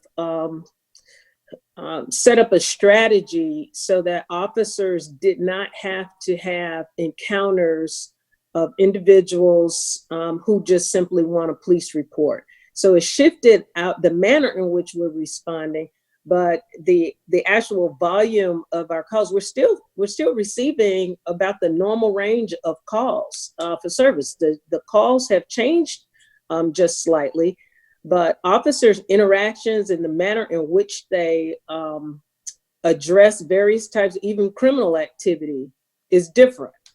And the level of communication is probably greater than it has been in the past, basically to try to mitigate a situation without making an arrest, if at all possible. Write citations, if that's the best way to resolve an issue. Unfortunately, we're still the police, and we've still had some incidents that we've had to respond to. But my priority and my concern is the health of the organization so that they can continue to respond to the citizens of Durham, and wanting to make sure that they stay healthy and their families stay healthy, and none of that is compromised in their work. Thank you. Thank you, Chief. Thank you, Council Member. Any other questions for Council Member Austin? Thank you. Good evening, And then Chief. Mayor Pro Tem. I don't have any questions. I just want to kind of echo my colleagues in their gratitude and just share, we have some family that live outside the United States, and they live in an area where, many of the folks in their neighborhood and people that they know have just left kind of with their lights on. They left everything in their homes, left their pets, and just fled. Not necessarily because of fear of COVID-19, but because of fear of how it would be enforced, how orders would be enforced. And so I just want to kind of, again, echo my colleagues and appreciate your work and your leadership and how you've responded to this crisis. So thank you so much for your work, and I appreciate you. Thank you. Best wishes to you. Thank you. Thank you, Council Member. Mayor Pro Tem. Thank you, Mr. Mayor. Chief, thank you for your work. I just wanted to also appreciate you and your leadership during this crisis and all the work that your staff are doing, and especially your enforcement priorities, making sure that we're getting compliance without using, the sort of punitive measures that I think folks in our community have been concerned about. So I want to appreciate that approach from you, and also just to bring into the conversation that our county jail has been working really hard to reduce the population in the jail so that they can do social distancing, releasing folks as much as possible pre-trial, and letting people who have any sort of medical complications out of jail. And so I just also want to appreciate any work that we can do as a police department to make sure that, during this time, the option that we, are not increasing the jail population by putting people in there who don't necessarily need to be in there. And I know that that's what we try to do all the time. I feel like this crisis has kind of heightened a lot of our existing priorities around, transit being affordable and, people having access to green space, as well as those, public safety priorities that we're dealing with those issues as much as possible without sending people to be in a situation where they'd be less safe in a congregate living situation like a jail. So thank you. Thank you. Thank you, Madam Mayor Pro Tem. Councilmember Reese. I forgot something, and then someone said something, and I remembered it. Chief, as you know, North Carolina has a very odd law about not wearing masks in public. And I've had more than one person reach out to me and say, you know what, I know that recently, I know that the CDC guidance has changed and encourages folks to wear masks when they're out in public, but I'm not comfortable doing that. Right. It was two Black men who approached me and said, how do I navigate this situation? So I wondered if you could talk a little bit about how you think your officers are going to handle those situations during this time when a lot more people are going to be wearing masks. Well, I think my response will be, during a time that we're all dealing with a pandemic, a person wearing a mask doesn't stand out as being, a person that's suspect. or anything like that. I really don't think it's on the frontal lobe of my officers' thoughts right now. Everybody's wearing masks, and we want them to be able to protect themselves and protect the public. So I don't think that issue has raised a concern with us just yet. I think that our officers too have a pretty good intuition about individuals that are basically wearing a Snoopy mask, or some printed kind of material on their face to protect themselves. We're seeing a lot of that, and I haven't run into that as an issue just yet. But I guess individuals who have felt some type of apprehension about that in the past may be a little bit concerned. But that might be another tweet that I might have to send out in response to frequently asked questions. Can I wear a mask to protect myself? Absolutely. Thank you, Chief. I appreciate that clarity. Thanks. Sure. Thank you. Mayor Pro Tem? Just wanted to thank Councilmember Reese for bringing that up. It's also something that's been on my mind, and something that I think our General Assembly delegation should bring to the governor. And as we have one of the soon-to-be newest members of our General Assembly delegation here, wanted to make sure Councilmember Alston had that on the. Thank you. Thank you. Thank you. I do want to note that I very much enjoyed seeing one of Charlie's kids run in here and give him a hug. That doesn't happen a lot at council meetings, so that was a very... It's bedtime, so, got to do it. Yeah. Okay, Chief, thank you. We appreciate you. Thank you for being here, and let us know how to support you. Absolutely. Thank you all. Thank you. All right, Mr. Manager, who's up next? Thank you, Mr. Mayor. I thought it might be good now to transition to hear from Colin Davis, who's leading the task force at the EOC on homelessness. Great. There have been a lot of questions about that, and hopefully Colin can answer most of those for you. Thank you.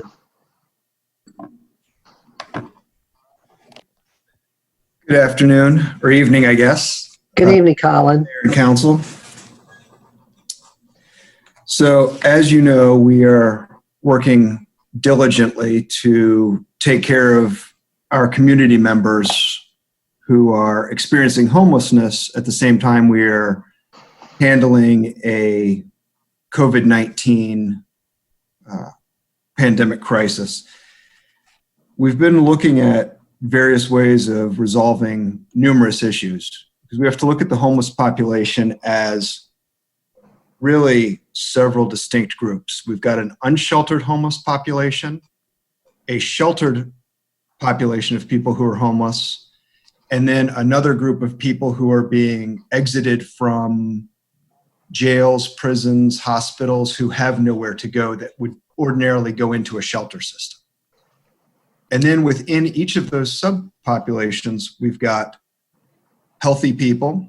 We've got people who may be symptomatic. We may have people who are testing positive for COVID-19. And then we've got another group who are medically vulnerable. And those are the people who are defined by CDC guidelines as more vulnerable to negative outcomes of this virus.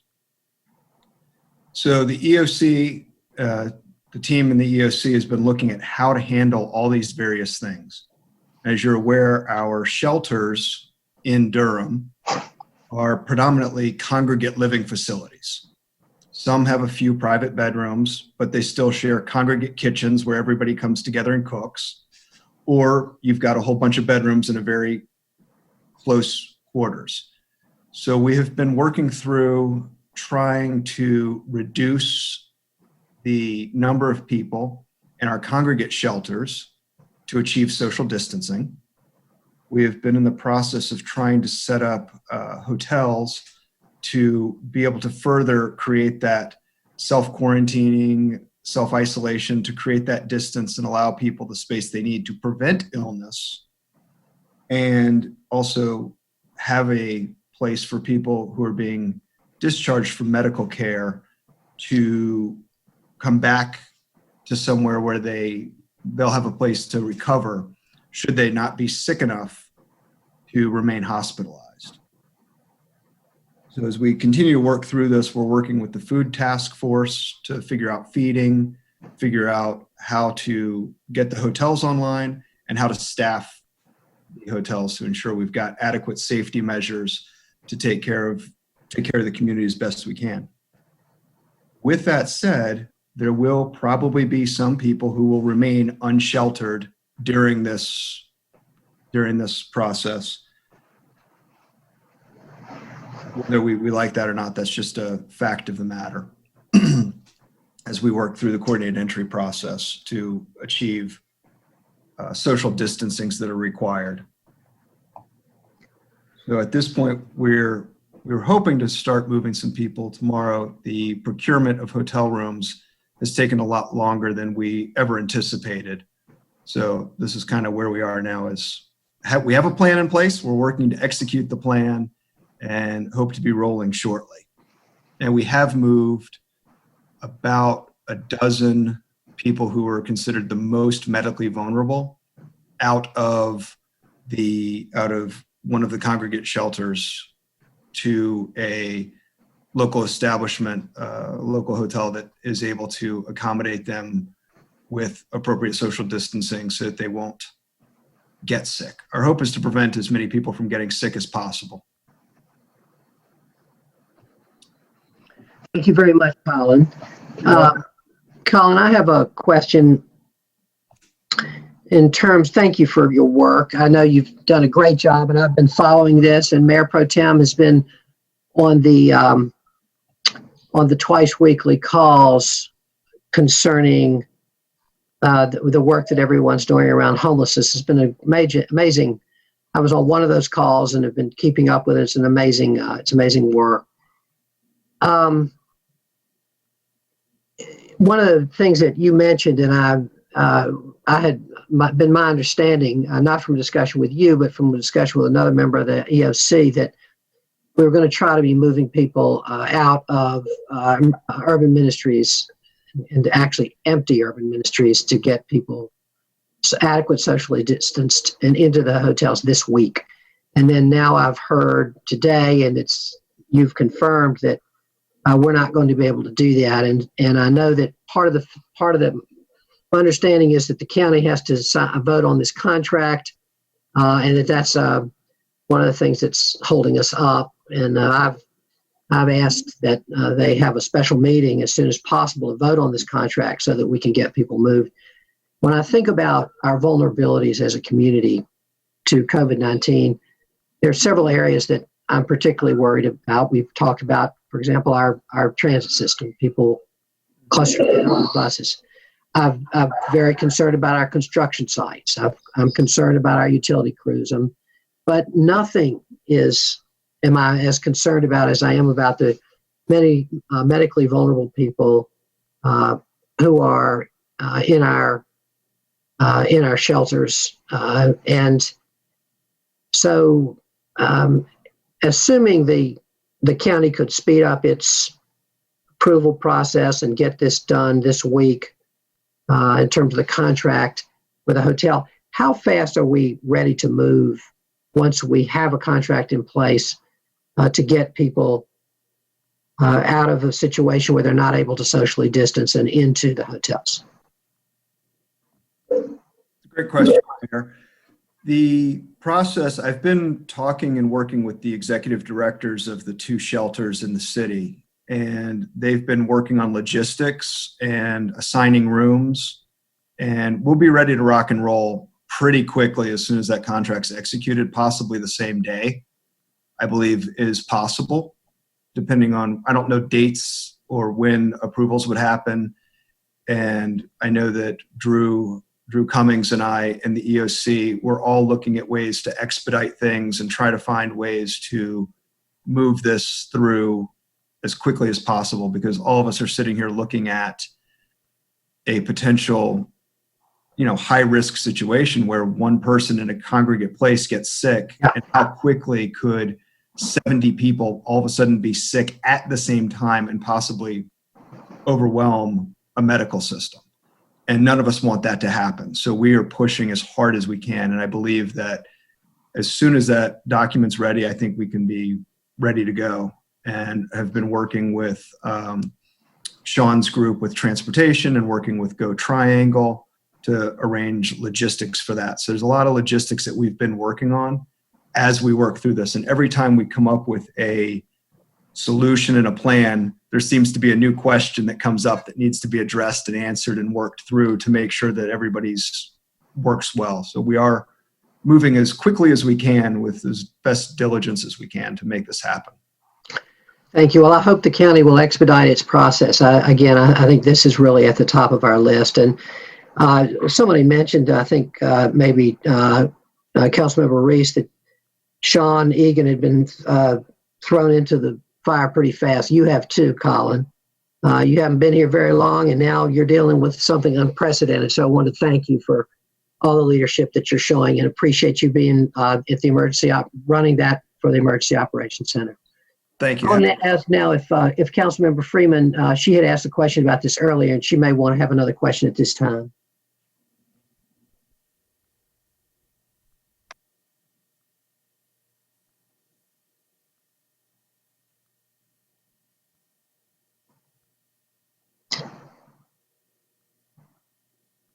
Councilmember Freeman, do you have any questions?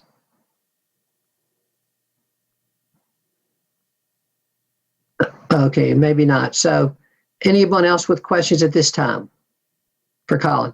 Councilmember Middleton, and then Councilmember Reese. Thank you, Mr. Mayor. And thank you, Colin. Welcome. You get to the good part now. Thank you. There I am. I just wanted to be clear, and the mayor kind of provided an on-ramp for my question, that when the obstacles you talked about regarding the hotel room, is it plural, or is it the only obstacle just the county acting on the contract? I want to make certain that we're not signaling that there's reticence on the part of hotel operators or anything of that nature, or is there? No, I think there's challenges when you're working through a contract of moving this many people and figuring out terms that will work, that are amenable to both sides. And I will say the team worked, we made some decisions Friday. We worked all weekend on getting a contract put together. And I think we have terms agreed to this afternoon. That's pretty fast for zero to a full contract ready to roll, I think. And we are trying to work through that. I think when we're looking at additional hotels rightfully are saying, if you're going to move people who are potentially sick to our facility, we really want to make sure you're taking over an entire wing or enough of the building, because we really don't want to have a group of people who are sick or potentially sick commingling with another group of people who are healthy. That sort of defeats the purpose. So we're looking through all these different pieces of the puzzle while trying to ensure we keep the process moving. Right. So is it safe to say that those issues, we are now at a point where enough of those issues have been worked out and there is a contract pending? We're just awaiting action on the part of our colleagues at the county, or are they still working those issues out? I believe all the issues of the contract language and terms were worked out today. I'll have to double check. I was in a meeting and then had to leave that to jump on several other meetings. Sure, I believe when Drew was finishing those discussions with the hotel lawyers and their team and the county finance and lawyer team, but I believe they got to a point that they've got something ready that everybody can sign off on. Absolutely. Listen, I know you got a lot of balls in the air. Absolutely. Keep us posted. Thank you so much, Colin. Oh, absolutely. Appreciate you. Thank you, Councilmember. Councilmember Reese, did you have your hand up for a question? Yeah. Welcome aboard, Colin. Nice to see you in this context. And thanks. I've been reading the reports and I've been following along with your work during this crisis. So I just want to thank you for frankly, just the energy that you've poured into trying to take care of our neighbors who currently don't have a place to live. It's obviously something that's very important to the council. The mayor singled out these folks in his original stay-at-home declaration as much as in need of support from all of our local governments, and I'm proud of the work that you're doing to make that happen. I have two questions. First of all, with respect to our population, our neighbors who are currently experiencing homelessness, for the most part, what is their healthcare situation? How are they receiving care right now? Most of their health care is done through some of the nonprofit healthcare for the homeless providers. Lincoln Healthcare does a lot of their healthcare. I believe Samaritan Health does some. There's probably a few others that I'm forgetting. I'm still new to the area, so I don't know all the homeless healthcare providers, but those are the two. Alliance is helping with the behavioral healthcare portion of this as well. Okay, and is that one of the things that the current effort is doing is in case those connections, those linkages aren't there on an individual basis, are we helping get those folks hooked up with appropriate healthcare services at this right now? Yes, that's part of the homeless service providers are working on that. One other question I had has to do with the Durham Rescue Mission. Do we know what kind of social distancing practices, masks, gloves, PPE, what's happening at the rescue mission right now? I don't know definitively. I know health department has been reaching out and working with them on social distancing and checking in to make sure they're following best practices. Other than that, that'd be a better question answered by the health department at this point. Okay. The last thing I wanted to say is I'm almost certain that Councilmember Freeman is having some kind of technical difficulty down there. Can you give us a nod or a thumbs up or something, Councilmember, so we know, like, did you want to ask a question? But I'm all done. Thank you, Mr. Mayor. Thank you, Councilmember. And I was sort of thinking the same thing. Does she want to use her chat box? Maybe she uses her chat box and then asks the Oh, yeah. question. Councilmember Freeman, do you want to use your chat box? No, I'm good. Thank you. Okay, good. Go ahead. I think two of my questions were asked, and I appreciate that from my council colleagues.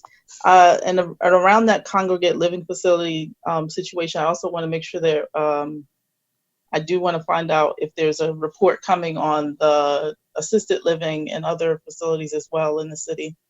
And then it would be nice to know what the coordination is with the health department on the homeless shelters that are in city limits, because there's no update it's not included in our current SIT reports when we receive them. And so I just want to make sure that I bring that up. And then on the hotel procurement side, I didn't know if there were any other RFPs or procurement opportunities that were made available, but I do want to make sure that we're not forgetting to keep our equity in mind and reaching out to facilities and organizations that may not be normally reached out to, and just keeping that all at the forefront. Sure. Thank you, Councilmember. I want to make a couple of comments about that. Those are important questions. And I think it would be good, and I'll just flag for the city manager, if we could get some information from the EOC, or just a very short written information about how they're dealing with the congregate sites, and not just the homeless shelters, but the assisted living facilities and so forth. This was mentioned on the call tonight, but I think that what Councilmember Freeman was asking about, I think, is on a lot of people's minds. It's not just homeless shelters; it's everywhere where we have group living, and there's a lot of good work being done around that. But I think it would be good to hear a report on. I know Colin's work is specifically around the homeless shelters, and I also want to mention that I've been concerned about also, in addition to Urban Ministries and Families Moving Forward, the Durham Rescue Mission, and they're not members of the continuum of care, but I know that the health department, and I've been asking about this on our calls, the health department has been reaching out to them around best practices, and I'm hopeful that that's all taking hold, and I'm planning to be more in touch myself with the folks at the rescue mission to talk about how they're doing and with their social distancing practices. But Colin, do you have anything to add about the rescue mission? Sure. We've been talking to them, and I know that some of our nonprofits have been in contact with them and talking about how to utilize space. And I believe that Rescue Mission has several congregate facilities, but they also have several properties where they're able to achieve some self-quarantining for folks. At this point, if one were to fully empty their congregate shelter into a hotel, it would be a monumental task and an extreme expense. So we're trying to use, what they have available within their purview. And the thought is we'll get another hotel for those who are exiting the medical system, who are sick, who might not be able to go back to rescue mission. So they would land in that place until they were healthy enough to go back to rescue. Are you in pretty good contact with them? I have not had time to, but I know Julia Campbell? Yes, has been talking to them, and we're planning to reach out to them. All right, thank you. And also, one of the things about the feeding that's going on, just to comment on one of the questions that Councilmember Freeman had. I know that people are very much reaching out to minority caterers and restaurants to try to fill the feeding need, which I think is very important. I know there's a lot of attention to that from Durham Public Schools Foundation and from the folks who are thinking about how to feed our homeless population as well. And agree that's really important. Any other questions or comments for Colin? Just specifically around the question of what the coordination looks like from the city and the county. Is there a weekly call? Is there like a daily rundown? Are you getting a report? How's that working? For me, getting a report? Yeah, Colin. Okay, so I actually go to work every day in the EOC.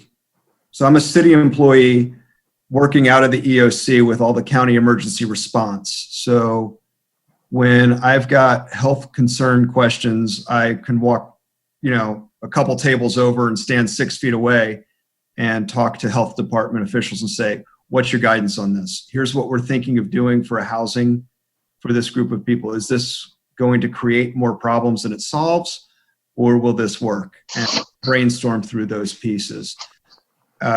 Generally speaking, at the end of every day, I send an email to Karen Lotto and Reginald Johnson to update them on issues that may be of concern that would get raised to Mr. Chadwell and ultimately to Mr. Bonfield. A lot of conversations back and forth. Thank you. Is there anyone else with questions for Colin? Thank you so much. We really appreciate you being here, and we appreciate your work. Thank you. Thank you. Happy to help. All right. I believe, Tom, that we have a presentation from Andre Pettigrew and one from Bertha Johnson. Are those our last two? That's correct, Mr. Mayor. And I don't know that I'd characterize them as presentations. Right. Maybe updates around particularly the small business discussions that are going on. Yeah. They're in very preliminary stages, but I know it's top of mind for a lot of folks. So Andre, if you're connected, could you jump in and give the council an update? Thank you. Thank you, Tom. Welcome, Andre. Thank you, Mayor. Thank you, Tom. Andre Pettigrew, Director of the Office of Economic Workforce Development. I just want to give you a quick overview of the activities that the city has been involved in through the Office of Economic Workforce Development in support of the recovery and the resiliency of our business community. Again, this is going to be a long challenge, but I'm happy with where we are today as we try to support our residents as well as our businesses to access the information and the resources that have come about through the federal CARES legislation. It's critical from where I stand that we ensure that our businesses are informed with the right information in a timely and accurate way. We've have accomplished this by essentially working with a number of our partners and stakeholders. We're one of the organizing members of the Small Business Advisory Council and Coalition. This is a group of stakeholders who provide either technical assistance, financing, et cetera, et cetera. In fact, we have modeled this response after the response that we created, responding to the Brightleaf explosion. These are a group of providers, including workforce providers, that have worked together to be responsive to employees as well as business owners. They include the Small Business Development Center at Durham Tech, the Small Business Technology Center, that's a part of NCCU, the Institute's Women's Center, the Greater Durham Chamber, the Greater Durham Black Chamber, as well as Downtown Durham Inc.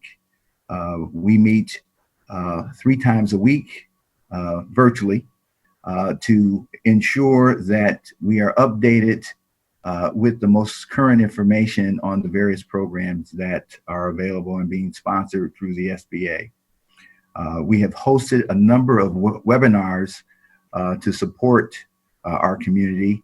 These webinars are, again, critical because, again, the new legislation is fairly complicated. There are a number of moving pieces, and much of that work is actually, those resources are going to be delivered through our banks and through our certified development financial institutions. We've identified a number of issues and tried to resolve them. One of the issues really has to do with how do we prepare members of our community who are either very small businesses or independent contractors who may not have all of the information that's required to submit their application to the SBA to qualify for these services. And again, that technical assistance, again, has to be delivered remotely. That's why the seminars are such an important part of our work. Other city agencies who are joining OEWD as a part of this includes the Department of Equity and Inclusion. Deborah Giles' organization is one of the resources, and again, working with us to ensure that our hub companies and organizations are receiving services. And the Durham Workforce Development Board is there because, again, as these businesses have had to shut down, their employees have been laid off, and getting access to workforce development services are important. We have tried to sort of make sure that the information was readily available. On the city's homepage, we have a tab very prominently displaying both the resources that are needed for the unemployment insurance, as well as small business resources through the SBA. We have created a new portal. OEWD, we have been working on a new website, and I want to direct you to a new website that we have posted. It's a portal that provides a comprehensive set of resources and information for our community. It's called DurhamBusiness360.com. That's DurhamBusiness360.com. That site is up and activated. We'll be doing a push email to make more of our community aware of it. It's been specifically designed to highlight the set of resources available, everything from applying for the various SBA packages, but also how to run your business consistent with the stay-at-home orders and things of that nature. So again, trying to become a resource relative to all this is really important. The $380 billion that are a part of the CARES program are resources that include loans, forgivable loans, and grants that are essentially flowing through banks and certified development corporations, and technical assistance is being provided through small business development centers and small business technology centers. Again, all of these programs essentially have been overrun with applications. The SBA program, the payroll protection program, was just started taking applications on Friday. There was a bit of confusion on Friday because some banks were prepared to take applications, others were not, seeking more direct information. However, I understand that on Friday there were between $3 to $5 billion of applications that were received during this program, and so again, we still are working with the banks to sort of make sure that there's consistent information, more importantly, accurate information for folks to file. Again, let me maybe move over from small business to talk a little bit about the work that we're doing at the NC Works Career Center. The NC Works Career Center is actually closed to the public. All of the career centers in the state are closed to the public, and they are working virtually. So the focus clearly is on the spike of folks who have been laid off, who are now eligible for unemployment. The Division of Employment Security, which is a part of the state, manages the UI program, the uninsured program. The Division of Workforce Solutions are our partners in managing the career centers. All of the Division of Workforce Solutions staff have now been deployed to support the processing of UI claims. Again, the websites have crashed. There's been difficulty reaching people online or by the telephone. The best way is to get these resources via the online website at ncworks.gov. So let me maybe end there and maybe take some questions that you might have. Thank you very much, Andre. Colleagues, questions of Councilmember Freeman. Thank you. I appreciate you sharing that information, Andre Pettigrew. The business support that you mentioned, the Council and Coalition, is there any Hispanic, there's a Hispanic business association in Durham, and is also the Durham Professional Business Chain. Are they both included in that conversation? We have not included the Hispanic group. Again, that's a group that we need to sort of rope in, and happy to get that contact information to include them in our meeting. The Durham Business Chain, I think has been on the list, but I don't think they've been on the calls that we have. Again, we'll reach out. We're trying to include as many people on this call and connect folks to it. So again, we will look to add representatives from both of those groups. And then I just wanted to repeat, you said the DurhamBusiness360.com was going to be for specifically the SBA payroll protection, or is it something separate? No, the Durham Business360.com website is the OEWD websites that's been repurposed to feature the full range of support services that small businesses can access in regard to COVID-19. It does include information around the SBA programs, but it includes both state and other programs that are out in the marketplace. And then I just want to, well, two more, and I'll let my other colleagues come in. Specific to NC Works and the Division of Workforce Solutions. So for people without internet access or computers, if there's a phone number or email address, is that available on that same website, or is there a different website? Sure. You can get to this information, but the most direct way to get the both phone number as well as the website for all of the NC Works centers is ncworks.gov. ncworks.gov. Okay. And do you have like any handouts that might be available? I've had a few small business owners reach out to me in regards to trying to figure out how they're going to manage, and especially folks who are contractors, so really small businesses of one or two, just trying to figure out how to be supportive. as they So- may have had to cut internet access. Right.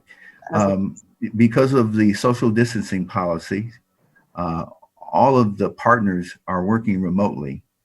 And so the information, much of it is PDF available. In other words, you could print that off, but we do not have some physical handouts at this time. We did not design this program based on that. But again, I will bring this issue back to the group and let's see how we might be able to do it and where we might be able to post and display the information. Thank you. All right, thank you, Councilmember Caballero. Yeah, just to follow up, so the Hispanic Chamber Association would probably be the best one, and that's regional, it's not Durham based. Questions I have is with the webinars and the outreach, what kind of multilingual resources are you putting out there? What type of webinars are you doing in Spanish and other high use languages? We know that our immigrant owned businesses are struggling. A lot of them aren't going to be able to access the same resources in the same way or don't know how to do it. So they're lacking language and cultural, or I guess they have cultural and language barriers. And so just want to make sure that we're getting ahead of it and not just reacting to it.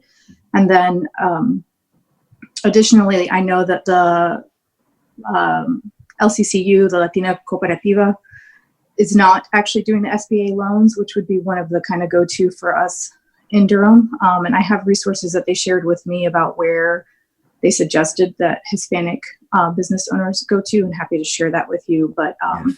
I know that there's a huge need. I know a lot of folks have questions, and I know, quite frankly, there's a lot of panic right now. Right.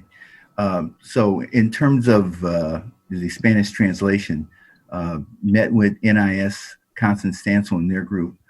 They're assisting us to do some of the Spanish translation for some of the content that we've developed. Again, we're behind there. All of the workshops or webinars that have been done in English, and of course they're posted. And happy to use this channel to create a Spanish version of any and all of the seminars. That is an opportunity that we think is really critical to supporting the Latinx community. And I think we can respond to this fairly quickly. So again, would love to reach out with you directly to, again, get some details and get them engaged. Thank you. Thank you. Mayor Pro Tem. Thank you, Mr. Mayor, and thank you, Andre, for all your work.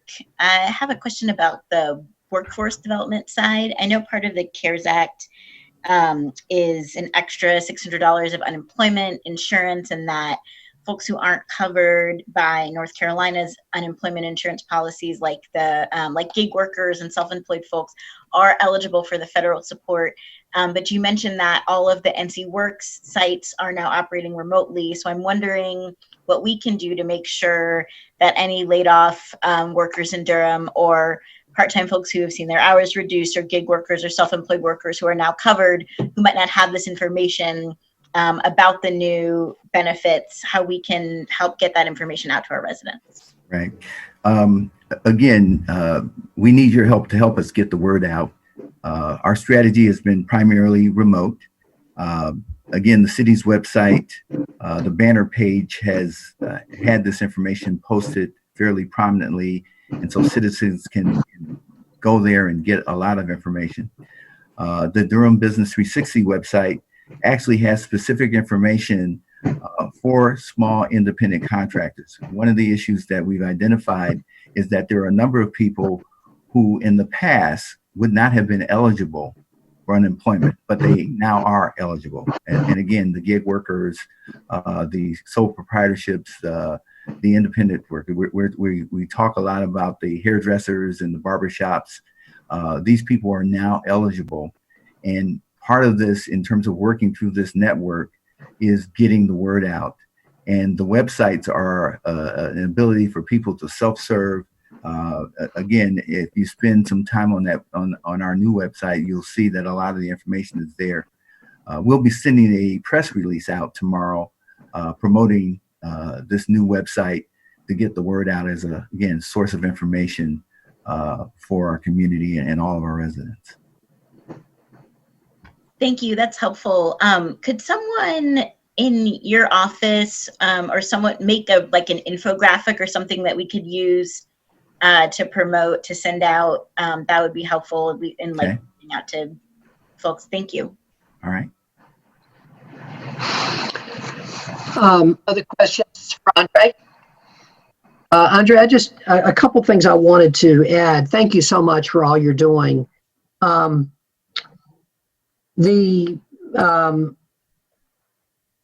So colleagues, as I think all of you all are aware, Duke University is putting $1 million towards, of their $5 million towards the work of supporting our small businesses. And they are very, they want other corporations to pitch into this fund, the fund that they're setting up. And they very much want both Durham City and County to pitch in as well. And I've talked briefly about this to Tom. Andre, I've been on one of the calls with Andre and Keith. Actually, I guess Duke wasn't on that call, but I've had discussions with Stephanie Williams. And so I think this is something that we're going to need to be thinking about. What in the call with self-help, what we talked about with Andre and Keith and a couple of people from self-help is that city funds, should we choose to allocate them, which I believe we should, would be particularly geared towards, well, let me step back a second. The funds that are available from the CARES Act are not available to undocumented people. So one of the most important gaps that we'll have to fill is so many small businesses with undocumented people.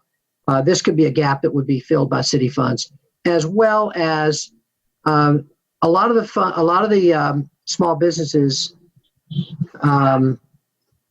historically disadvantaged businesses, are also going to need to be targeted for assistance. And so these are a couple of things I think that we need to be keeping in mind should we choose to allocate funds, and which I hope that we will. That's one thing I just wanted to put out there. Another is last week, I and the so-called big city mayors, there were cities, the 8 largest cities in North Carolina,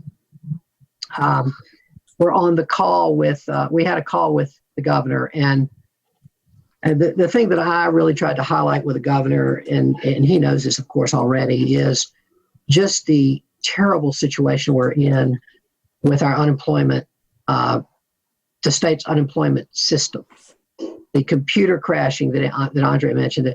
And the reason is that last week, a month ago, they were processing 3,000 applications a month. I'm sorry, 3,000 a week. Now they've got to process 300,000 that have come in the last 2 weeks. So it's not their fault that this system isn't working, but the need to beef it up, get more people in there is all super important. And, the governor knows that. It's a huge priority for him. But I do think, I have gotten some of the saddest emails from people just trying to get into that unemployment system who are eligible and who just can't, the computer's crashing, they're trying in the middle of the night. It's a huge problem. But I just wanted to mention that as well. Any other questions for Andre? Any comments? Andre, thank you. We appreciate you. Thank you, and I appreciate your leadership and support. Thank you so much. Mr. Manager? Okay, so the last thing we thought we would check in, Mayor, is a brief conversation with our budget director, Bertha Johnson. Again, we've spent the last couple of weeks delving into a lot of departmental budgets, but we know the hard work is about ready to get started. So I wanted Bertha just to give a quick update as to where we are and what we're thinking about, maybe some next steps with the interaction with the council. Bertha. Thank you very much. Thank you. Good evening. Bertha Johnson, Director of Budget and Management Services. I want to briefly share with you that we have continued our budget process as scheduled. We started budget presentations to the city manager, departmental presentations on March 30th. We have our final department scheduled for tomorrow, and we plan to have meetings with the joint city-county departments in conjunction with Durham County next week. We are in the process of preparing the third quarter financial report, which is key to how we proceed with the remainder of the fiscal year. We're working with our departments on their projections for revenue and expenditures for the remainder of the year. As you may know, the third quarter report is really going to be the key to how we respond over the next quarter, as well as how we make adjustments in our next year's fiscal year's budget.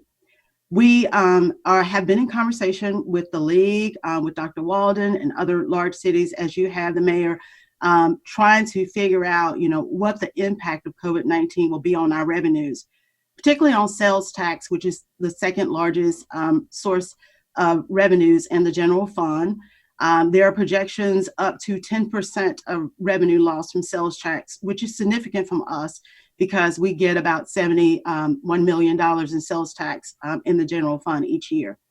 But not only sales tax, we're looking at the impact on the motel hotel tax, the gas tax, and as you've heard from some of our departments, program revenues, particularly in planning, inspections, parking is significant, parks and recreation, transit will all be impacted. Their program revenues will be impacted by this. Of course, again, we will continue to do a thorough review with our departments, making those projections. Obviously, the revenue projections we share with you at the budget retreat will need to be adjusted. And as such, we will be revising our budget development guidelines as well.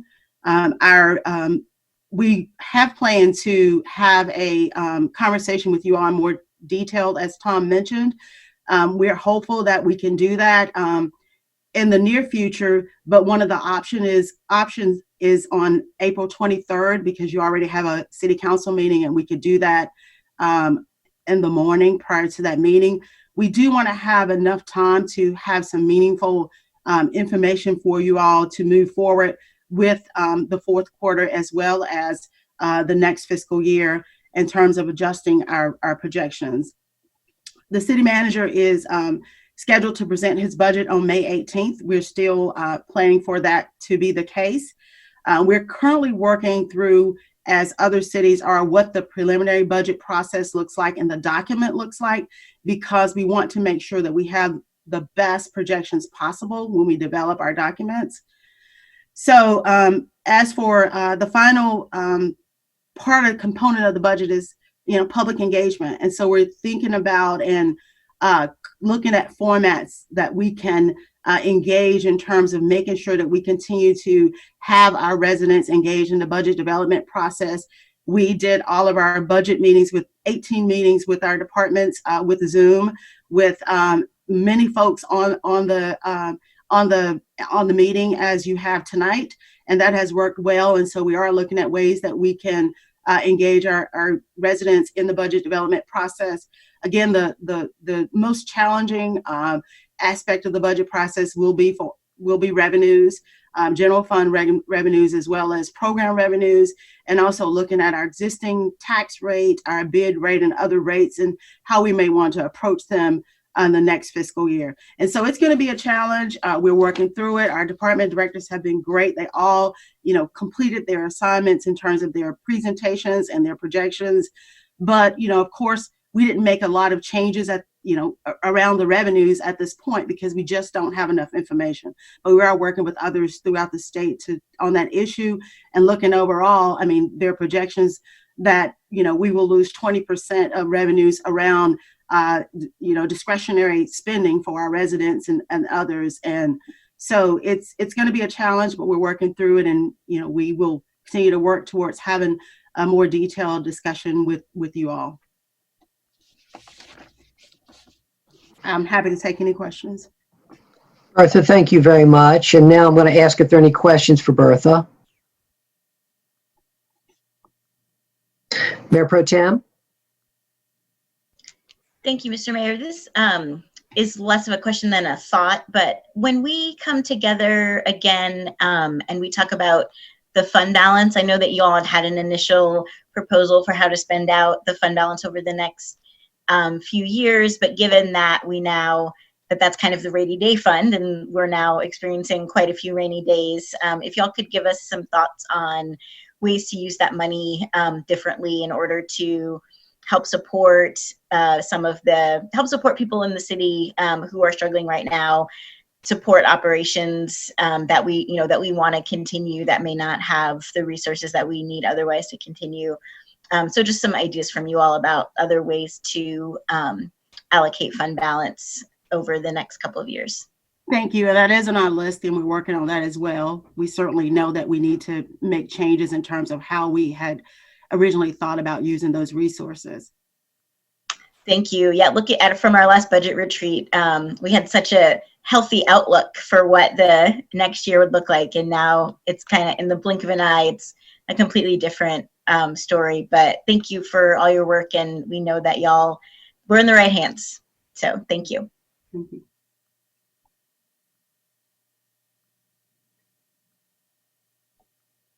You're on. Councilmember Reese. Great.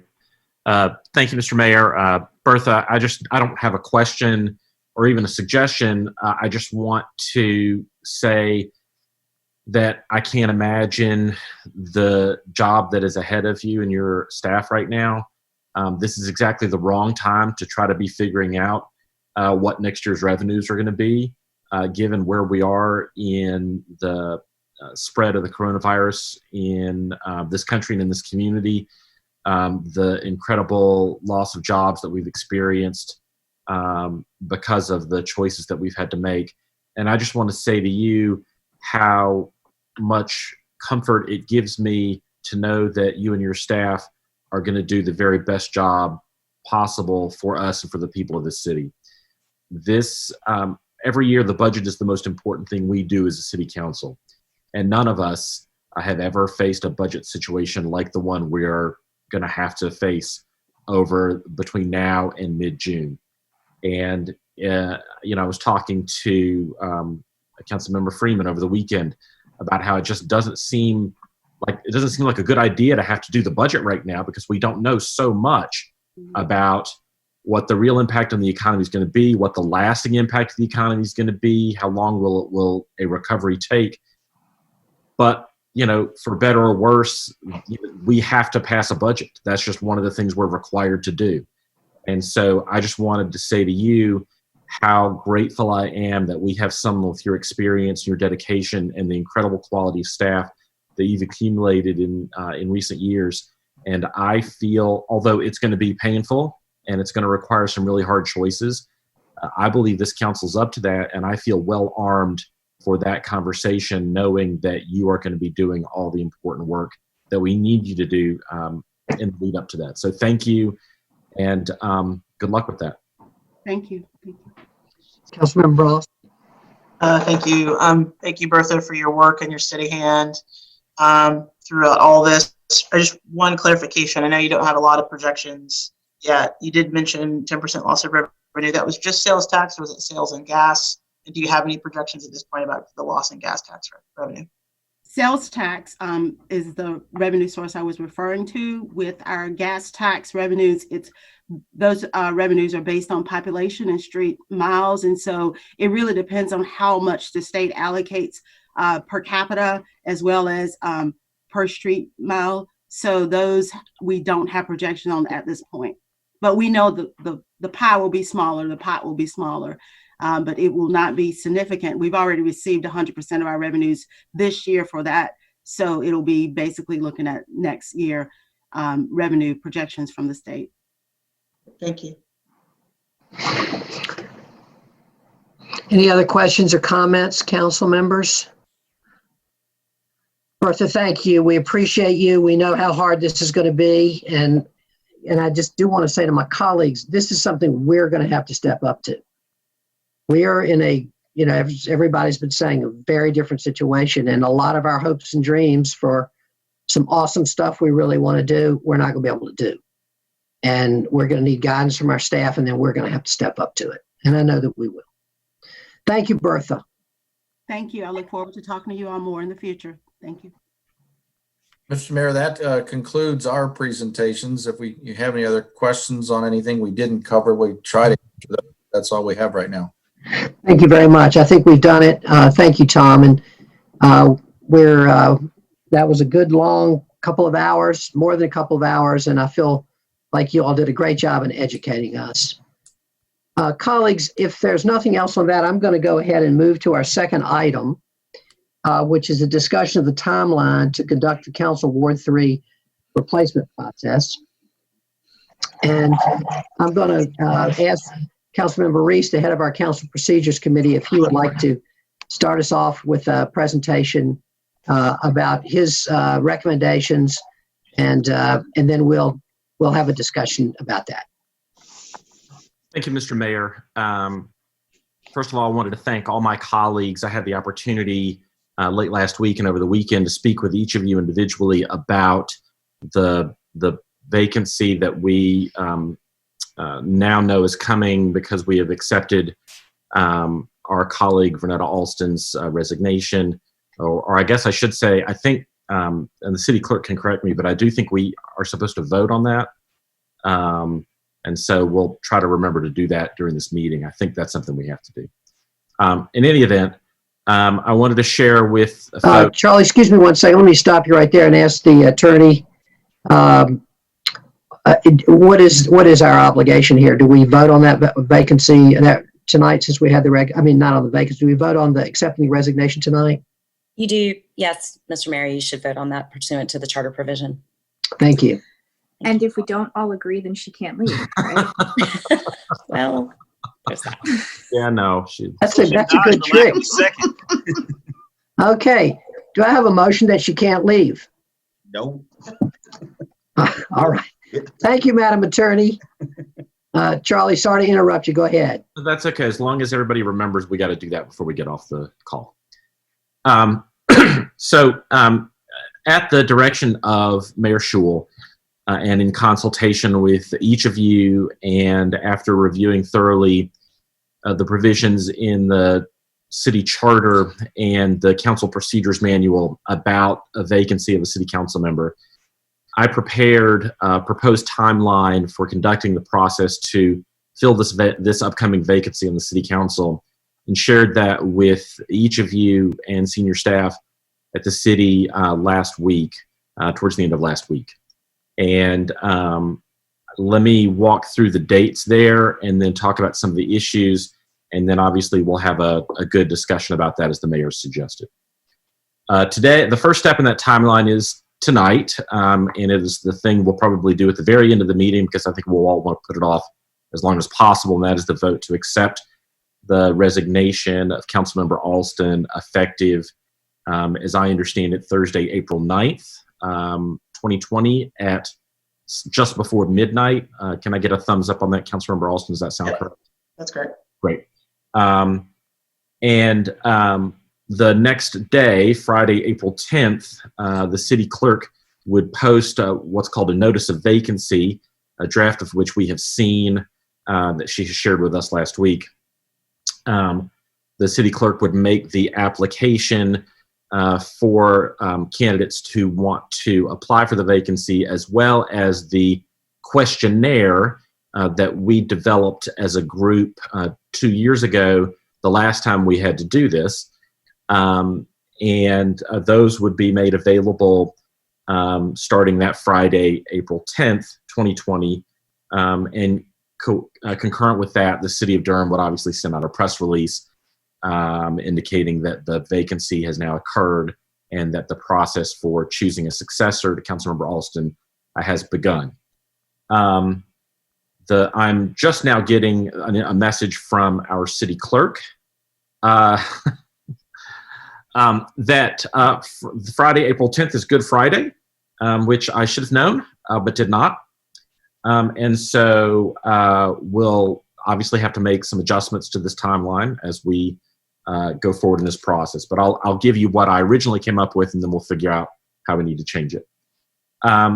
The Council Procedures Manual requires 10 days that the application process remain open, although as a council we can change that timeline if we decide that's the appropriate thing to do.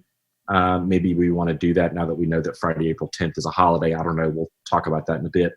But assuming we had a full 10 days and assuming we could start on Friday, April 10th, the application and questionnaires would then be due on Monday, April 20th. My proposed timeline has us during the council work session on Thursday, April 23rd, voting to identify 3 to 7 finalists. Again, that is consistent with the process laid out in our procedures manual. And then after identifying the finalists on Monday, April 27th, at a special evening council meeting called for this purpose, the council would conduct interviews of the 3 to 7 finalists. And then on Thursday, April 13th, 4 days later, the council would then vote on the appointment, and our new colleague would be sworn in either that day or at our Monday, May 4th council meeting. And obviously the details of the swearing in have to be figured out to do it at appropriate social distancing and all that good stuff. And I think that's the timeline I put together, and there's certainly ways that we can tweak it to account for the fact that Friday, April 10th is a holiday. But before we talk about the specifics, let me talk more broadly about the process and why I think it's important for us to proceed. The city charter requires us to at least attempt to fill a vacancy created in a member of the Durham City Council. The city charter is really clear. The word used is shall, not may. If it says shall. There's one exception, and that is if we can't do it, if because we have an even number of members, we can't, and if we fail to do that, then within 60 days, a special election is thereby called.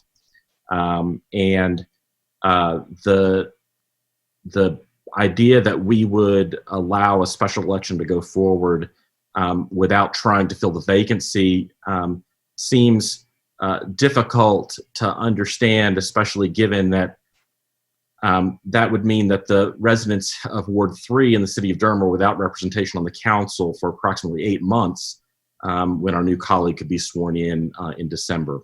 And so for that reason, because I think there are some challenges in terms of how representative the council will be without a Ward 3 representative, because of the fact that I think the charter requires us to go through this process, that I'm advocating that we go forward. The other thing is we've got 60 days. We could take 60 days to do it. My concern there is that if the clock starts running on Friday morning, April 10th, that puts us at about June 8th or 9th as the deadline for appointing that person. And obviously we hope to be voting on a budget very shortly thereafter. And I think that's incredibly unfair to whoever our future colleague may be, that we would ask her or him to weigh in on that budget so quickly after being sworn in. I think if we follow some version of the timeline that I've proposed, that will bring our new colleague on board on or about May 4th, and that person would then be able to go through the process with us, alongside us, and then be able to cast a meaningful vote for or against the budget when the time comes. I know that I personally would have to vote no if I was sworn in 7 days before we voted on the budget, because I couldn't possibly figure out what's in that and know whether or not I wanted to support it. So those are some of the issues more broadly. I will note that just prior to this meeting, we received a resolution from Chairman Omar Beasley of the Durham Committee on the Affairs of Black People, who and the committee is asking us not to appoint a successor and to allow a special election to go forward. And obviously, I think that's not something that we can do. I think we have to at least try. And if we fail to do that, then a special election will be called by operation of law. I guess the last thing I wanted to say is that this is much like the budget.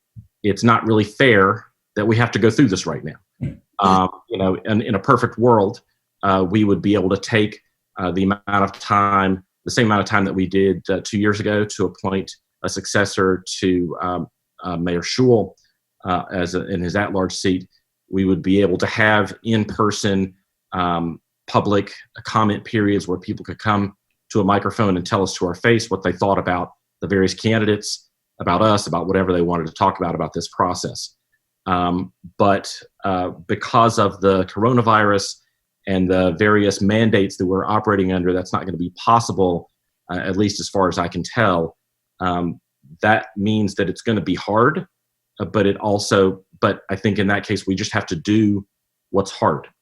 I think we will bear a particularly heavy burden to collaborate together and with other community leaders and organizations to try to come up with robust forms of public input and comment that don't include showing up at a city council meeting in person and delivering remarks at the microphone.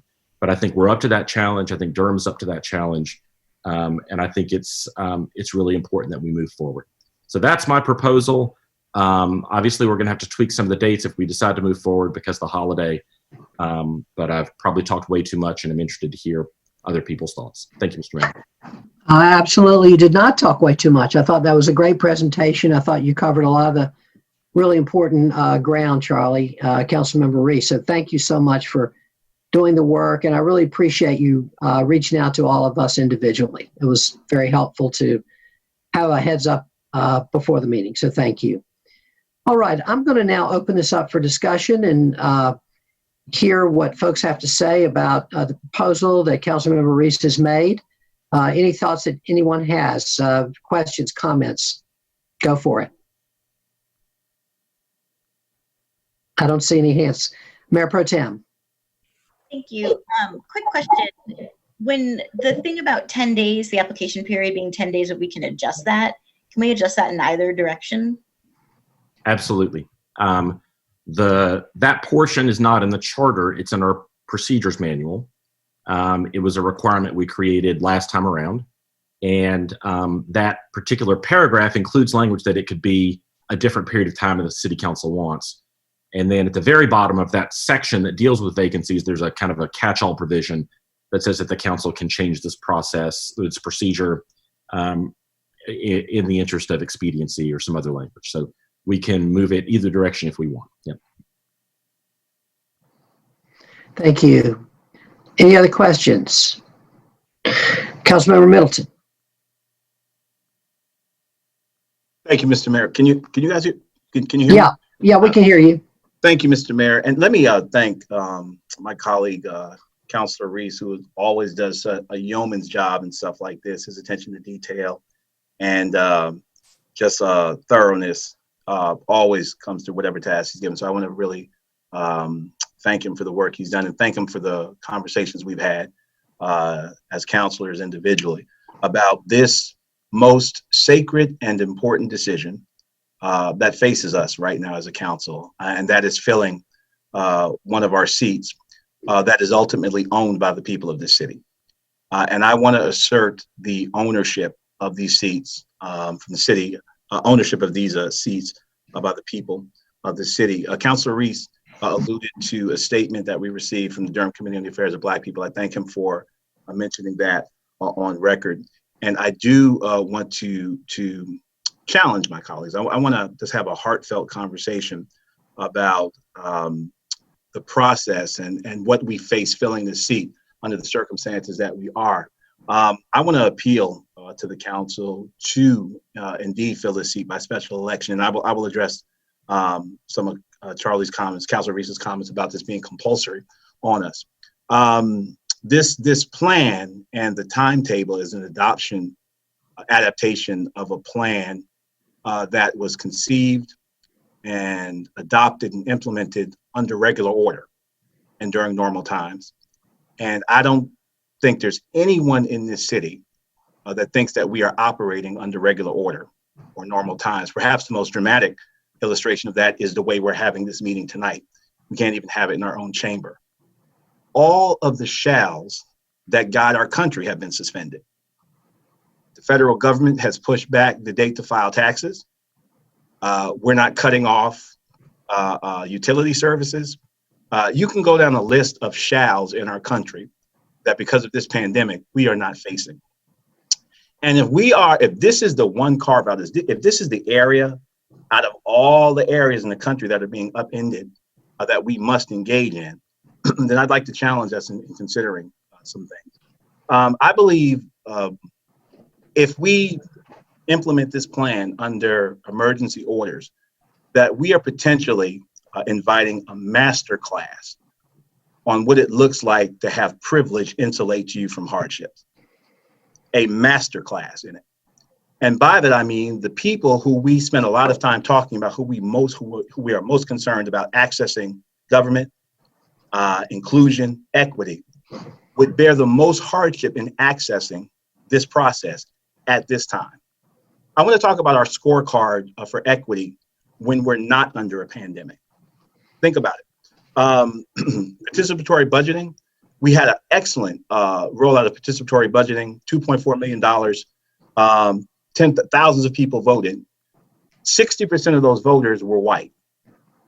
When there wasn't a pandemic, that was our scorecard when we weren't under emergency orders. And I know we're talking about we're going to really lean in and do a great job to make sure folk can access it. People can't pay their water bill. We are talking about instituting stipends for our boards and commissions because we recognize we don't have representation from lower socioeconomic strata. And that's without a pandemic. That's under regular order. That's our scorecard for equity and accessing government. That's how we're doing under regular order. We came up with a plan for immigrant brothers and sisters who didn't want to give their address to participate in boards and commissions that required them physically coming in to the building. And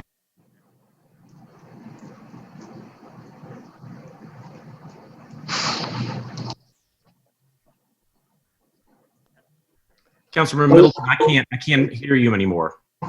Yeah, I've lost Mark Anthony. Councilmember, can you say something to us?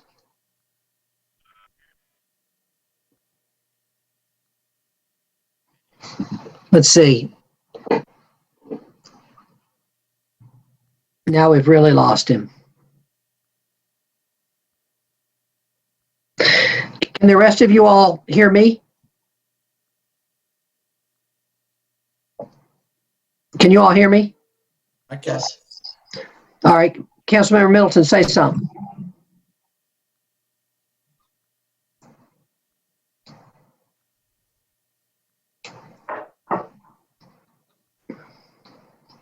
Is your use your chat box.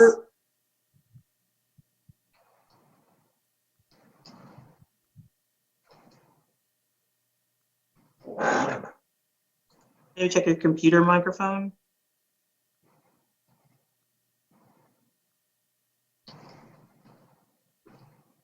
Okay, do that again.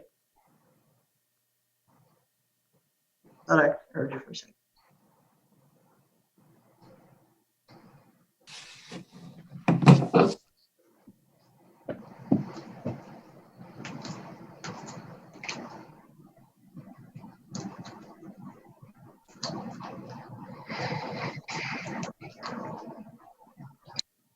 Let's see, anybody else, any tech person out there from the city who might have some ideas? I'm not sure if Daniel's on the call. I just sent him a text to let him know we dropped him and suggested he try to sign back in. Okay. I didn't hear back from him yet. I could drive over and take in my iPad. So let's think for a second. Diana says his mute button is on, but oh yeah, it is on. Now it's off. The mute button isn't a problem. Yeah, it's something else.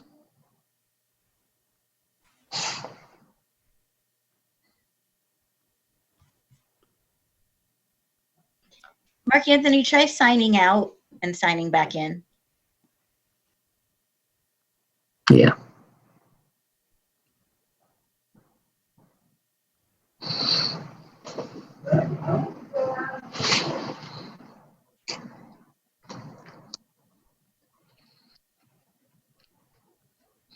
Okay, well, I'm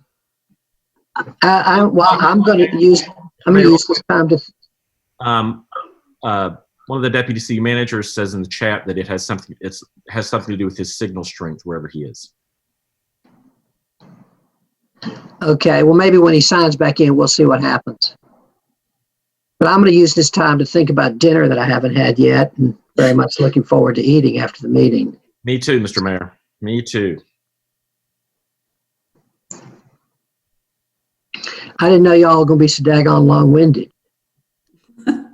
My fault. You know us. You know how it You're is. always talking all the time. Exactly. Especially Councilmember Alston. She's I know. She's a chatterbox. Mhm.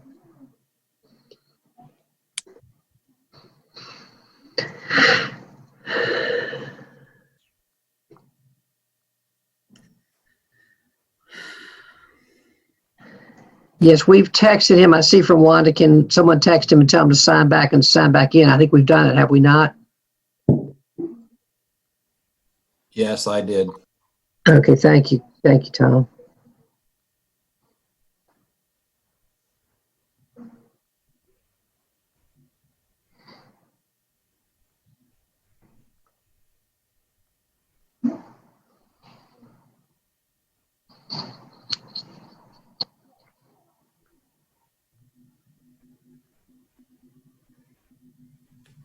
Steve, can we call like an official 5-minute break? Yes, I think we can. Let's call an official 5-minute break, a recess, I believe we called, Madam Attorney. Is that correct?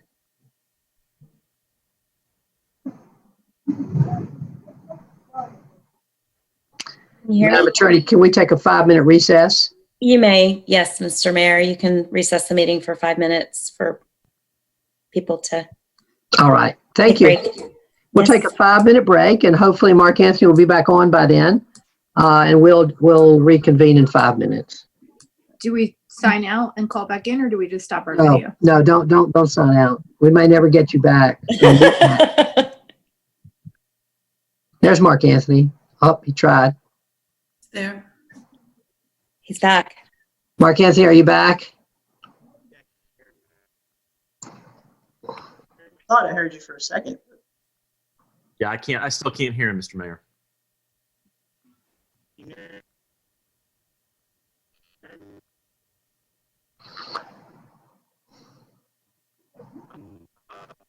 Yeah, I think his signal strength is just challenged.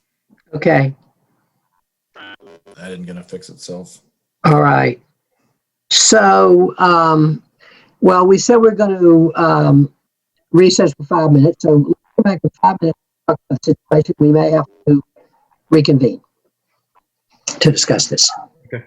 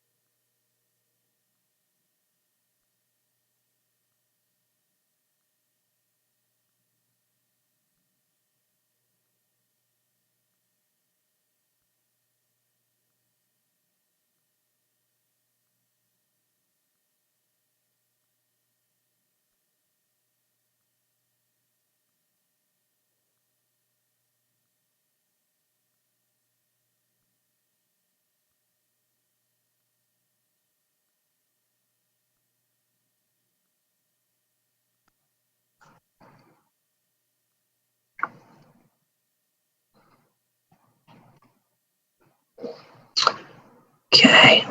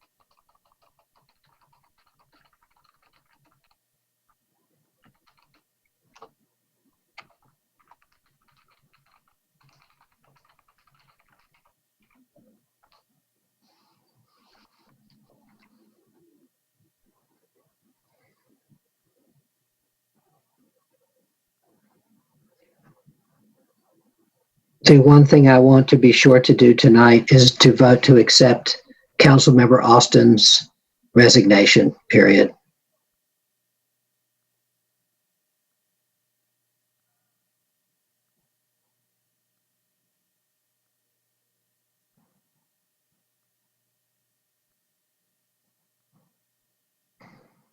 We can reconvene for the other stuff, period. Okay.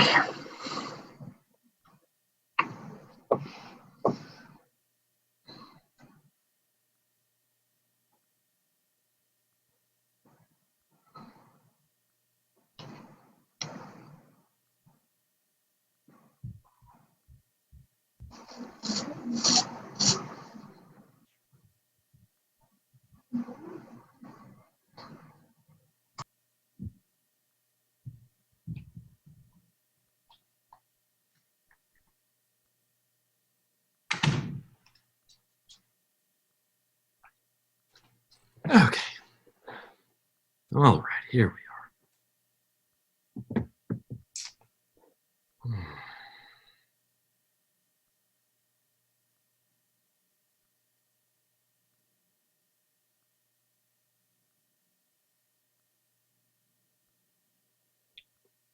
we are. Okay.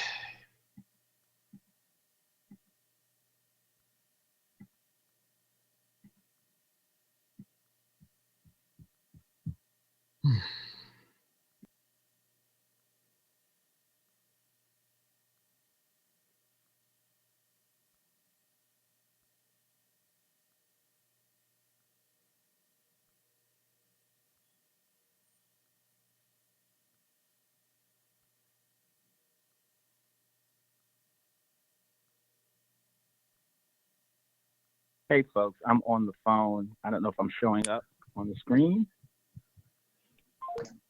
Mark Anthony, you're not showing up on the screen, Okay. but we are hearing you on the phone. Mr. Mayor, he's down at the very bottom. Yeah, that's probably the best we're going to get if we're on the phone. Yeah, he's got you can see a cell phone number down there Yeah, on the little gray phone. I think that's him. yeah, that's him. Doesn't look like himself. Doesn't really look like himself. Looks more like a gray phone, but okay. Mark Anthony, we're taking a 5-minute recess, and as soon as it looks like I think Councilmember Freeman and Mayor Pro Tem, we'll just give them another minute. Okay. Mayor Pro Tem's here. Can you hear me okay? Yeah, we can. Okay, thanks. Councilmember Freeman's back too. Apologies. I don't know what's going on. What Wanda says is, and the tech people think that it's something about low signal strength. And so, Okay. yeah.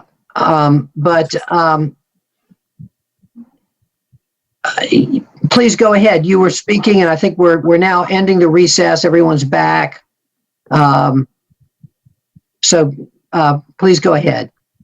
Thank you. I think I don't know where I dropped off, but the thrust of my first point was that all of the shalls that our nation's been living under have been suspended, and I find it curious that the only thing we're compelled to do of all of the carve outs. I mean, I haven't voted on anything that's happened in this city as an elected official in weeks, and I certainly support the mayor's exercise of emergency powers, but it's pretty much been ruled by fiat. So the world is upside down right now. So that's one of the things that informs my concerns about filling this seat.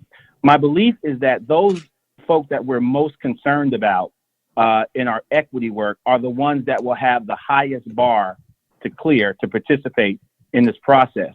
And when I said a master class on privilege insulating you from harm, by definition, those that will participate in this process will be people who are not worried about paying bills, who are not worried about unemployment, who aren't worried about a sick family member. And I think that with all of our concern about equity and access, that the folk who we are most concerned about are the ones who will have the least amount of access in this process. I also think that as much, and I believe we are well-intentioned to go out of our way and really meet this challenge to let folk in, but I think our optimism is really the optimism of privilege. Those of us that sit on this council for the most part, aren't facing some of the things that other people are facing in our city. And I think as much as we are well-intentioned on making this process accessible, it's hard enough when we're not under a pandemic. I also want to say that I find the Ward 3 representation argument a bit curious, particularly from those of us who know how this system works. Those of us particularly who sit on this council have intimate knowledge that we don't have a true ward system. We have a zip code diversity system in place. We use the nomenclature ward system, but we don't have a true ward system. We don't, each of us doesn't control a pot of money that we have control over, like an alderman system in our particular ward. Our UDO, our comprehensive plan, doesn't carve out pieces that are ward specific or zoning issues that are ward specific. And I wonder what the corollary of that argument would be. Would we say that if the seat we were filling were an at-large seat, would we argue that we need to fill it because the whole city is lacking representation because one of our at-large seats isn't filled? I don't think we would argue that. And if we did, then are we suggesting that perhaps we should give some more special powers to ward seats, perhaps give deference to ward representatives when there's a specific issue that we're voting on that is located in our ward? And of course, none of that exists because we do not have a ward system. The system we have actually allows not only for a ward representative, but there's nothing that precludes all three at-large seats coming for any particular ward. So under regular circumstances, a ward seat could be augmented by all of the at-large seats also coming from that ward. So I just find that that argument a bit curious, since we do not have a true ward system. We are all empowered to look out for the good of the city. Our vote, it's one person, one vote. We don't weight our votes, particularly for any particular member of the council when it's, when the vote is germane to our particular ward or neighborhood. I think so. I just find that a curious argument. I don't find it very compelling. We have a fully functional legal quorum on our council with the six of us. We don't have to maintain a partisan majority like they do in the legislature. So the dynamics for us are very different than other bodies. So we can function. I think the question before us is should we do this under these circumstances? And finally, with respect to the ordinance, and I certainly respect the letter of the law, but at least from my point of view, the ordinance contemplates an election for a reason. I mean, the fact that the ordinance allows for a special election, and I don't think it offers any editorial that an election is inferior or less preferred. And I think we have to be careful about sending that signal to the people of the city. I think it contemplates an election because it realizes there are exigencies under which we cannot fill the seat. And Charlie talked about some attempts, and I agree with them. If we make an attempt, political gridlock may not fill the seat. We may not feel we have qualified applicants that apply, or there could be an invisible pathogen sent from the pits of hell that are trying to kill us all. And I think that's an exigency that is before us right now, that at least asks us, I think compels us actually to consider an election. I think the best way to assure that Ward 3 is represented is to allow the people of Ward 3 to vote on the seat that the people of this city own. And I think we have to be careful also, and I know it's not deliberate, that we somehow suggest that an election is inferior or less preferable to the selection process. Elections are sacred. Elections are good things. That's how we're elected officials. That's how we all got our seats. And I think whatever price we pay, if we make the election in November or pay for an earlier election, I think that's the price we pay to maintain the ownership of the seats, of the people of the seats. So I think until we can play basketball again, until we can go see Hamilton, until we can eat in a restaurant, until we can physically come into City Hall and pay our bills, then I don't think we should create a higher bar than already exists to sit on this council for folk who may not have computer access, who are worried about, who would have filled out an application but are worried about employment right now, worried about bills, worried about whether their real job, the job that actually pays the bills, is going to be there. But I think to date ourselves into thinking that we can meet the challenge of making sure this process is open and fully transparent when we struggle with that under normal circumstances. Again, I think, and I'm including me in this is the optimism of our privilege, I think. If we want to involve Ward 3 and make sure they're represented, we should let them vote. So I respectfully and humbly ask my colleagues to consider filling this seat during an election, because the world is turned upside down. Nothing is normal. We are under emergency powers right now. We're having this meeting right now because nothing is the same. And I don't think it's realistic that folk who struggle under normal circumstances will really have full access to this process as it exists. So thank you for that. Whatever the council decides, of course, I will go with it. And I know we'll have a robust discussion in filling the seat, but this is critically important. And these are challenging times. And I think that we should let this seat be filled by election. Thank you, Mr. Mayor. Thank you, colleagues. Thank you. Thank you very much, Councilmember Middleton, and appreciate you hanging in there with the technology. Thank you. Sorry for that. No, it's not your fault. But thank you for hanging in. Other comments? Other comments? Anyone else? Mayor Pro Tem. I think Councilmember Caballero was raising her hand, but it was disappearing into the background. No, okay. I had my mic on and I moved to turn it off. Okay. All right. Sorry. Okay, great. Then I'll go next. Thanks. I want to appreciate Councilmember Reese for putting the schedule together and for his work to put together a process that I think meets a number of our goals. I'm also, I hear Councilmember Middleton's concerns and objections, and it is true, we are in a very unprecedented time and an unprecedented moment in our city.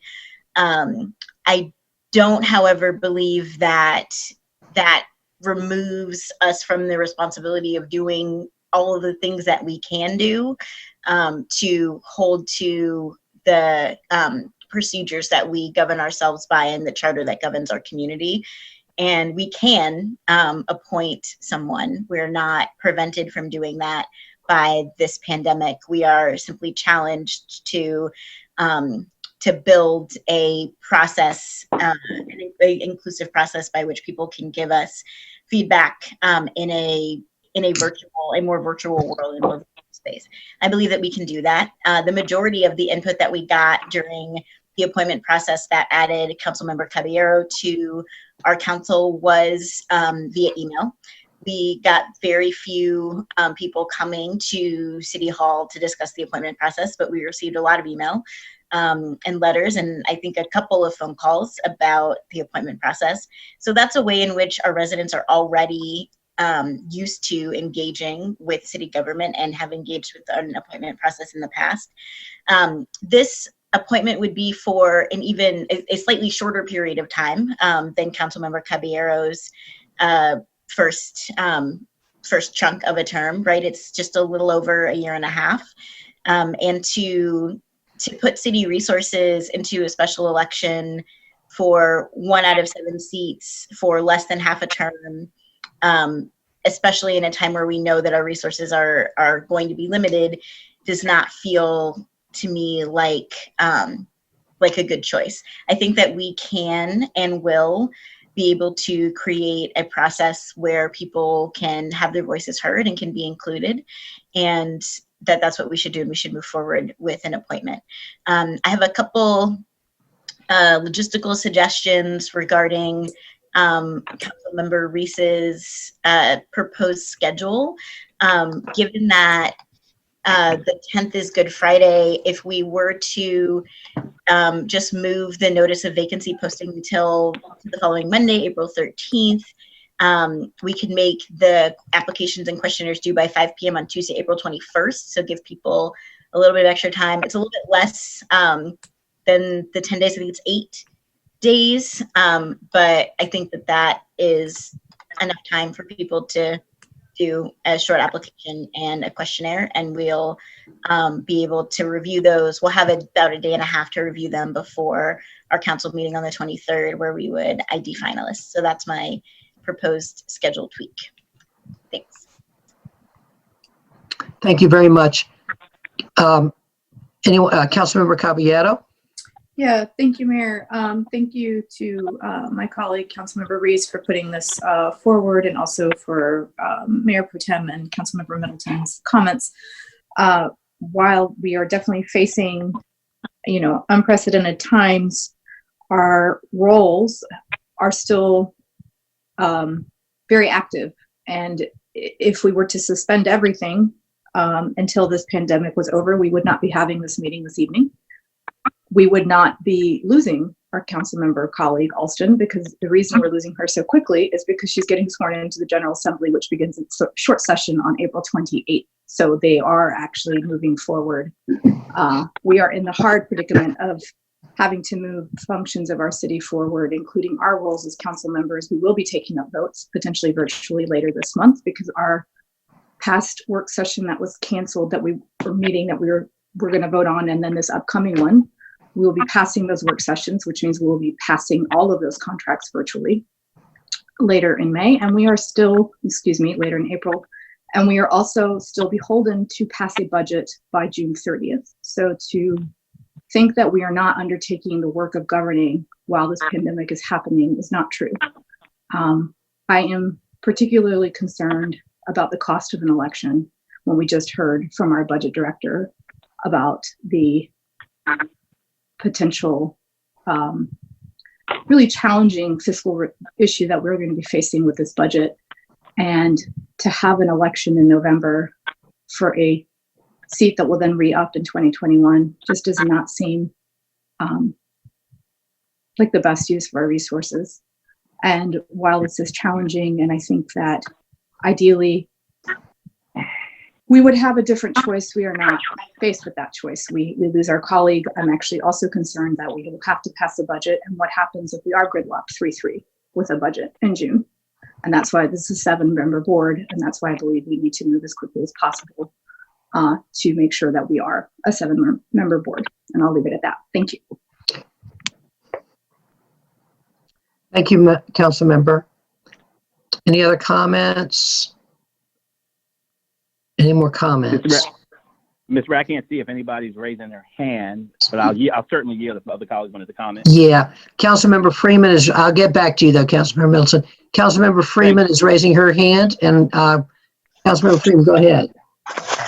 Thank you, Mr. Mayor. And I also want to echo the thanks for Councilmember Reese delving into this task and coming up with a timeline in a few days.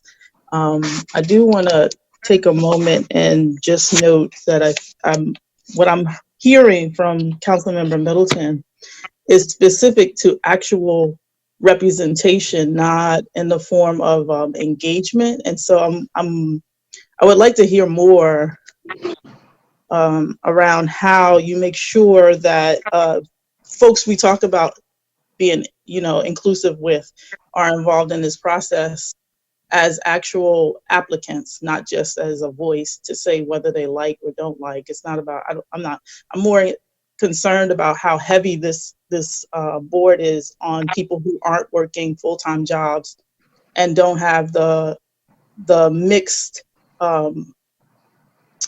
priorities or responsibilities around holding the job and being council members, and how the timeline is shortened. And so it looks like I got to take time off from work, and it looks like a lot of very heavy privileged conversation around what this looks like and pushing it through in a month. And so I'm really concerned about moving fast. I know very well that I like to go slow to speed up. And so I like to make sure that we dot our I's and cross our T's as much as possible. I'm very cautious about about the decisions we make as far as a council member being added and as far as the budget. And so just noting that the comment was a little off-putting of Councilmember Caballero about a 3-3 split. I mean, I think as the mayor has said in the past, we've been 95% of the budget has been an agreement. So I don't know that there would be an issue on whether or not there'd be 6 of us to make the decision. I think we can all see that these are extraordinary times, and we can come to agreement on what the priorities need to be covered, which would be the residents of this community. And so I'm not as concerned about that. I know that the work that has to happen with staff involvement, and I am very concerned about pulling on staff to do any of this process. And I know how much it took the last time around, and just how hard it was to have people engaged in both the application process and in the engagement. And I really do appreciate Councilmember Middleton pointing out just how flat we can be without the pandemic. And so just noting that the complexities of adding the pandemic and all of the health related issues that come along with it. I'm just really concerned that we're making this a priority over the fact that, I mean, there isn't even any place for folks who are unsheltered and living on the street to shower and wash their hands. And that should be what we're focused on, you know, pushing forward and figuring out how to solve. Like, there's a lot, it's just a lot. I know I spend my time coming up with solutions around trying to find ways to support families with young children in this community. And I stressed this to Councilmember Reese, and that I felt like it was a value judgment to say that we were not holding up our end of the responsibility and actually performing some effort around creating an appointment process and going through an appointment process when you know that there is a crisis at hand. I think it would be more responsible to actually push this out a little bit and making sure that we're past this peak, because I'm also very concerned about the fact that we haven't taken up anything to address short-term rentals and all the folks who are coming to the city from other areas. There's just a number of areas that I haven't heard tonight that weren't even touched or weren't even covered. And I don't know that there are answers to those questions. There probably are, and I haven't heard them. I haven't had a chance to sit down with the city manager nor the city attorney. I mean, there's just so much moving right now. And I think the fact that there are folks who are on council who aren't working, have time to focus on that is great. But I want to make sure that when you're moving forward in a process, you actually have people who are engaged who would not normally be involved in this. They're likely to be working, and I want to make sure that we're as open to the people as possible. Thank you. Thank you, Councilmember. Councilmember Middleton. Thank you, Mr. Mayor. Can you hear me all right? Yes, we can. Thank you, colleagues, so much. I really appreciate the spirit and the substance of this debate. I just want to be very clear. And I did not at any point, and I'm sure the record will reflect it, say that we're not doing anything as a government. What I said was we are a government that is operating under emergency footing. DPAC is closed. Our parks are closed. Our businesses are closed. And I didn't vote on any one of those things. None of us voted on that. Those things were issued by fiat by our mayor using emergency powers, which I support. So the fact of the matter is the government is functioning, but it is functioning under emergency powers, and this is what it looks like.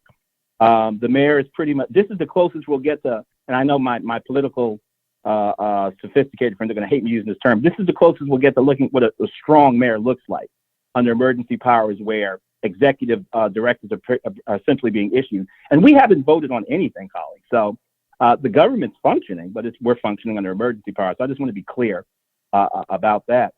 Secondly, I remember a pretty full room during the selection process that gave us, fortunately gave us, Councilor Caballero, a full chamber the night when folk were speaking to us, and I remember robust audiences during the time when we interviewed people in person. So yes, it was very internet intensive, but there was definitely some FaceTime with folk as well.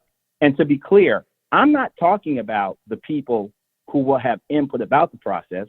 I'm talking about people who may actually want to sit in the seat, who may actually want to apply to be on the city council, who by definition will now have to do it by computer because our building is closed. And what if they don't have internet access? I'm talking about the people who actually want to serve on the city council, who won't be thinking about filling out an application because they're going to be thinking about their paycheck. They're going to be thinking about whether they have a job or not. Those are the people I'm talking about. Those who will actually sit in the seats or who potentially sit in the seats, not just those who will give us input or guidance about those who will sit in the seat. And finally, we absolutely can do this. That's not my issue. My question is, should we do it? Do we have to do it? Can we do this in a way that if we have a choice of doing this in a way where we have more inclusion or less, why would we not choose more? If we can do this in a way where we have more access than not, why would we consciously choose less? We have a fully functioning quorum with 6 folks. We did it before Councilor Caballero joined us, and we worked out just fine. I find the prospect of a potential 3-3 vote when this council historically has almost voted unanimously on a whole bunch of stuff. I find the prospect of a potential 3-3 vote far less compelling than the prospect of having a process where we can have more people involved than less. That's what's compelling to me. I absolutely agree we can do this process. The question before us is, should we? And I think we should not. Thank you, Mr. Mayor. And finally, I'm sorry, we have an election coming up in November. November, there's an election scheduled. We're going to be voting for president and a whole bunch of other stuff. So we can piggyback on that election that we're going to have anyway in November. And if we choose to have a special election, I think we should consider that the price of ownership of these seats. That's the price we pay to ensure that the ownership rights over these seats of the people of Durham are assured. This council certainly has not been afraid to spend money on a whole lot of things.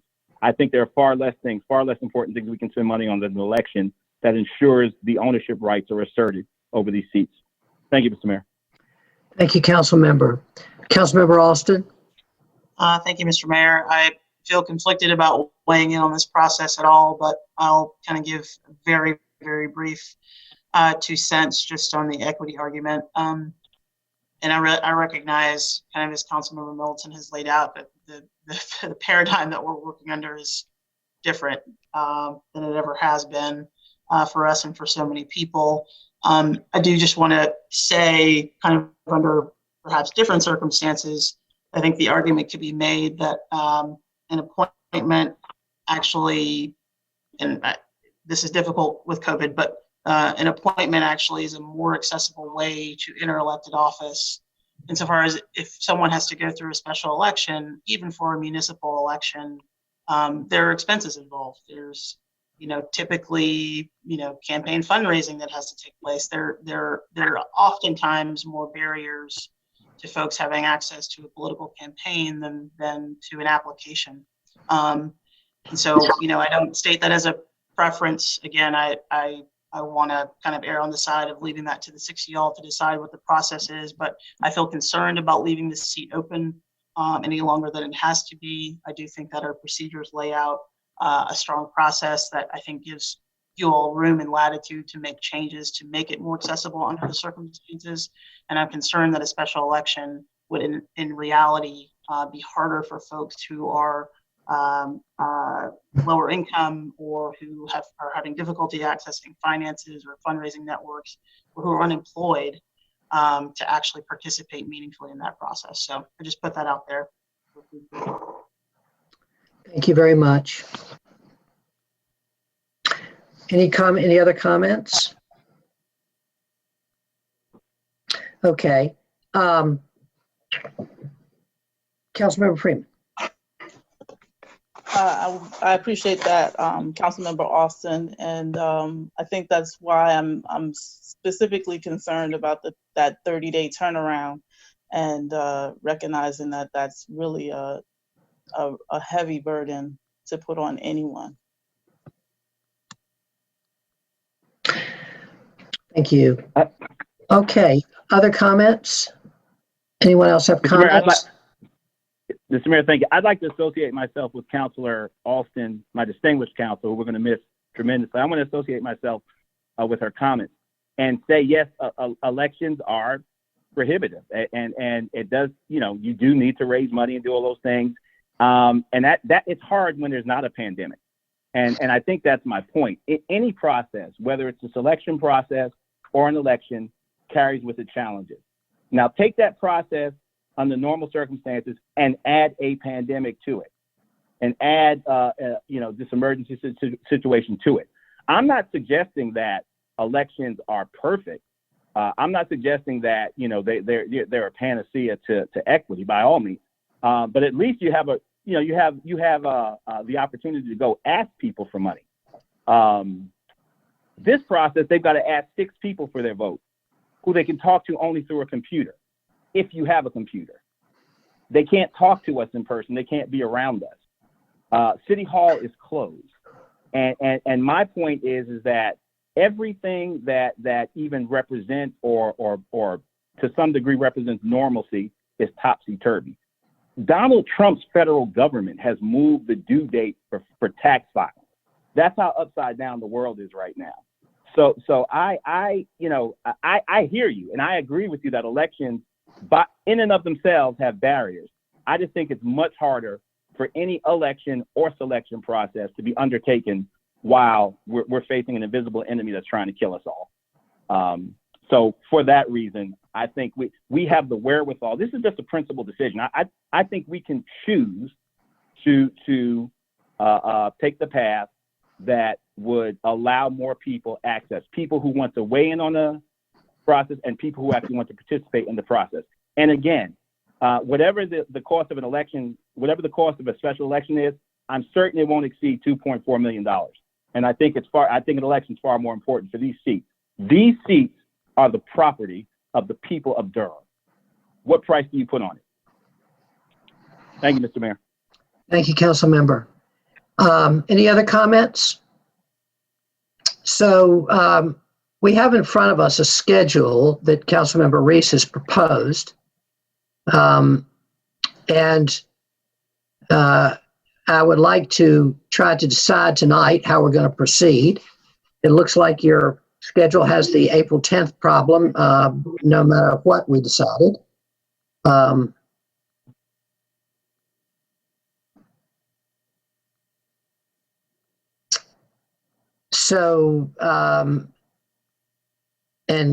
I'll just say that I don't think that keeping I think that 10 days is, personally, I think is the minimum for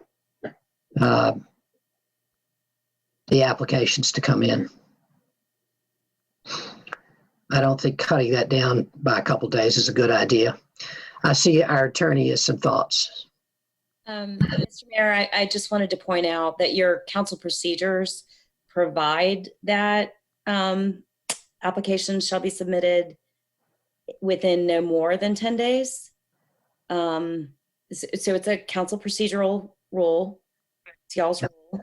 And I also want to correct an earlier comment that I made. So the requirement that you all vote to accept Councilmember Alston's resignation is actually also in the council procedures. It's Rule 2.8. Thank you very much. You're welcome. All right. Anybody want to make any comments on this schedule?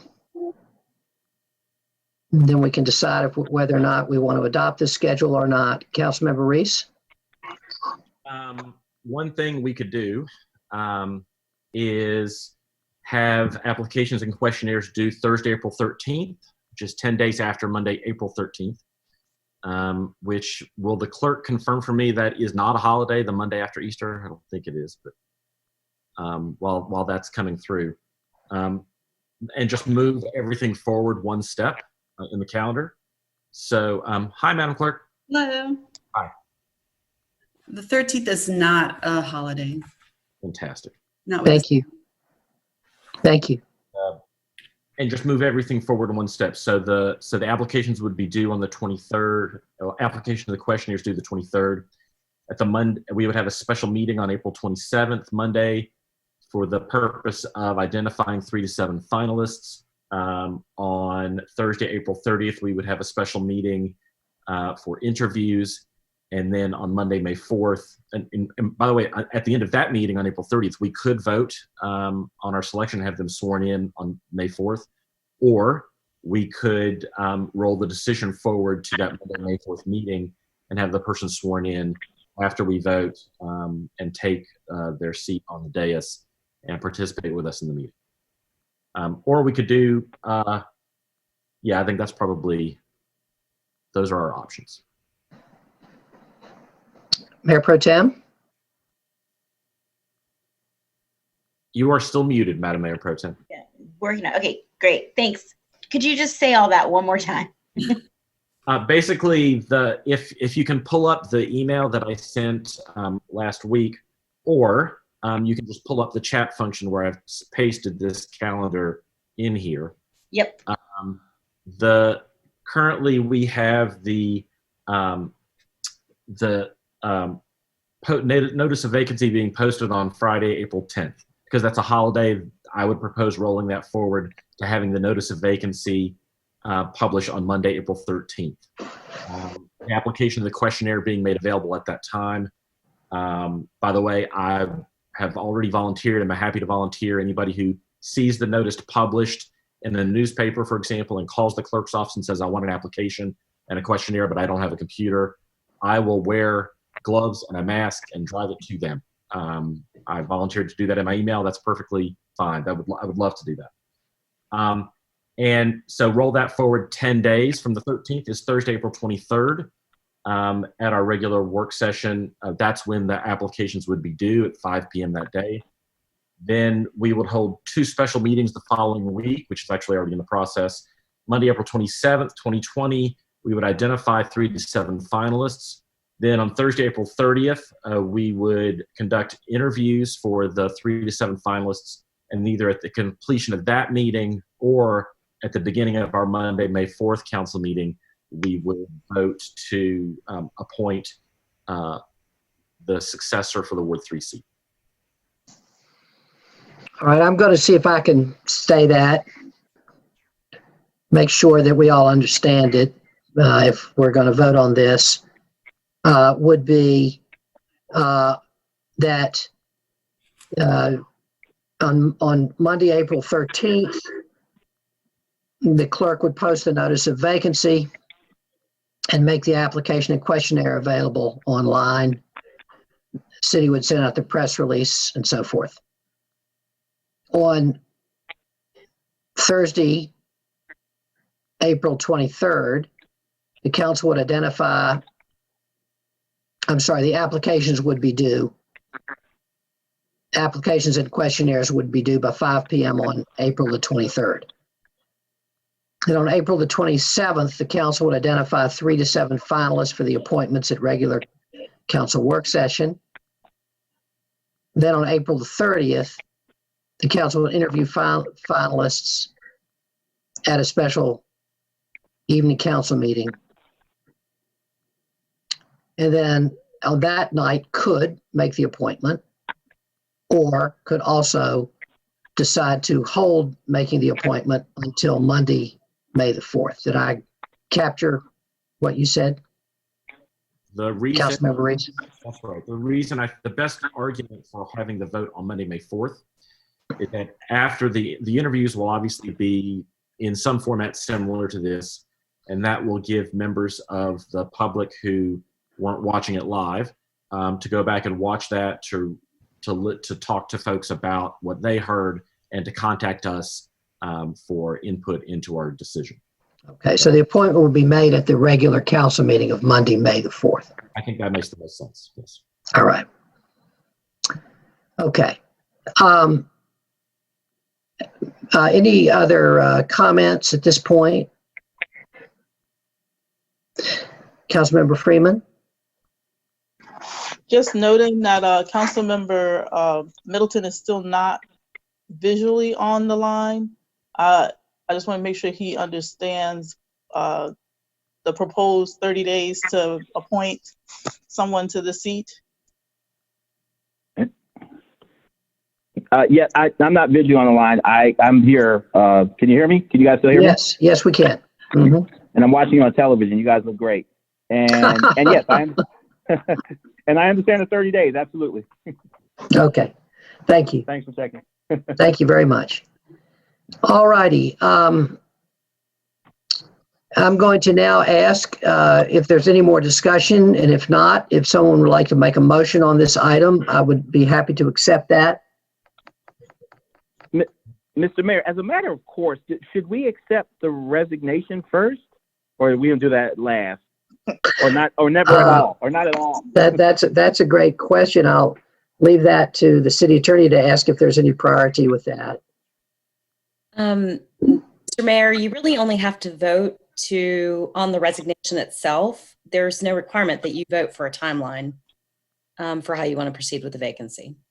Okay, but can we vote? I think I would do as Councilmember Middleton is suggesting, which is to actually vote to accept the resignation, which then creates the vacancy that you need to fill.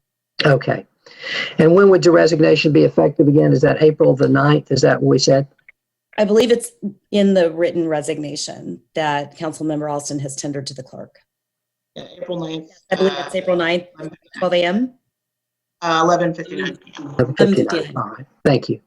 All right, then I'll accept a motion that we accept with reluctance. So moved. Move to adjourn. Is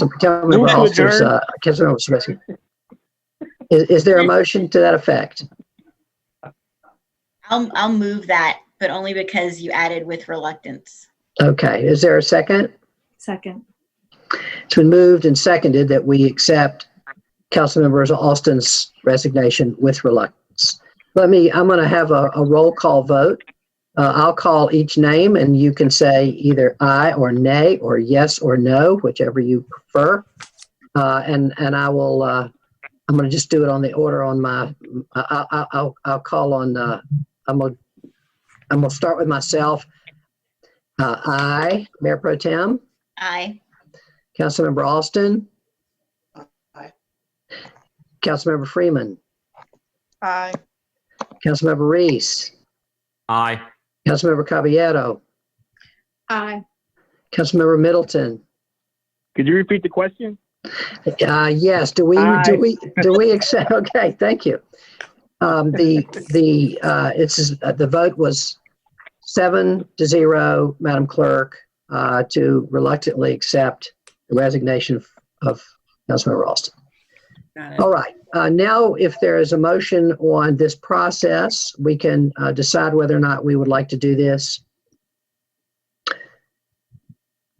I'll make that motion, Mr. Mayor. Mr. Mayor. Process you've described. Hang on one second, Councilmember Freeman. Let me ask if there's a second on the process, and then we'll have discussion. Second. All right. It's been moved and seconded that we accept the process as described. Councilmember Freeman? Just noting that the process and a vote all in the same night doesn't seem like we're doing due diligence, but I understand that you all want to move forward. So I just want to make sure I just note that I will not be supporting it. All right, thank you. Any other Mr. comments before we vote? Yes, Mr. Mayor? Councilmember Middleton.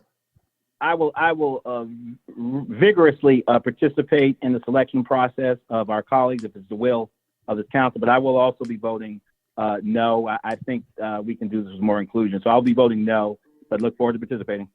Thank you very much. Any other comments before I call for the vote? Okay.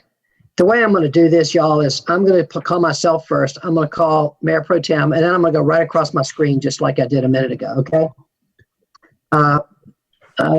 So we'll now have the vote.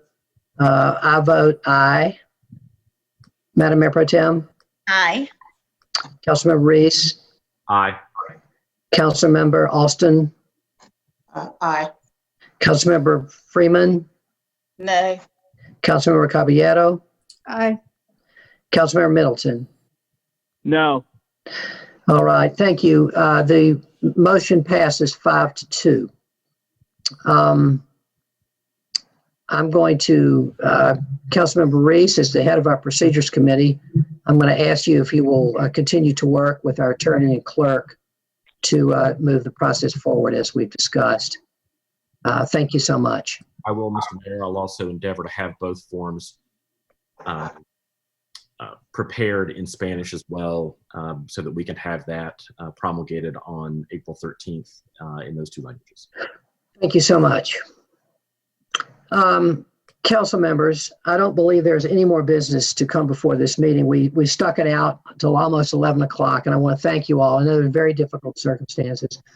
I do want to offer one other, we've talked a lot about staff tonight and thanking everyone. I just want to thank our city attorney, which I neglected to do earlier when we were talking about everything around COVID-19.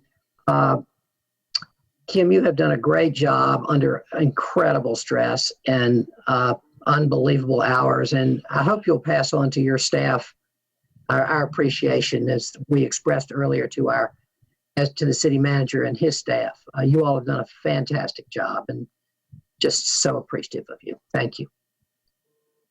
Thank you, Mr. We'll pass that along to the staff. All righty, Councilmember Freeman.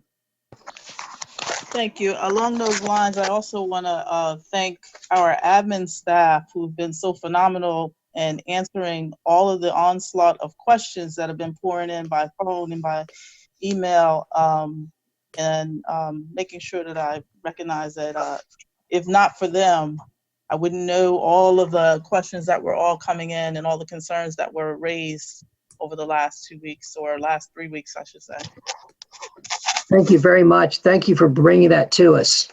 That's absolutely super important. All righty. There being no other business to come before this body, I'm going to declare this meeting adjourned at 10:48. We will have a work session at 1 o'clock on Thursday, so I will see you all virtually as well. Thank you, everybody. Thank you, Mr. Thanks, Mayor. guys. Good night, everybody. All right. Good night. Good night. Thank you. Thank you. Good night.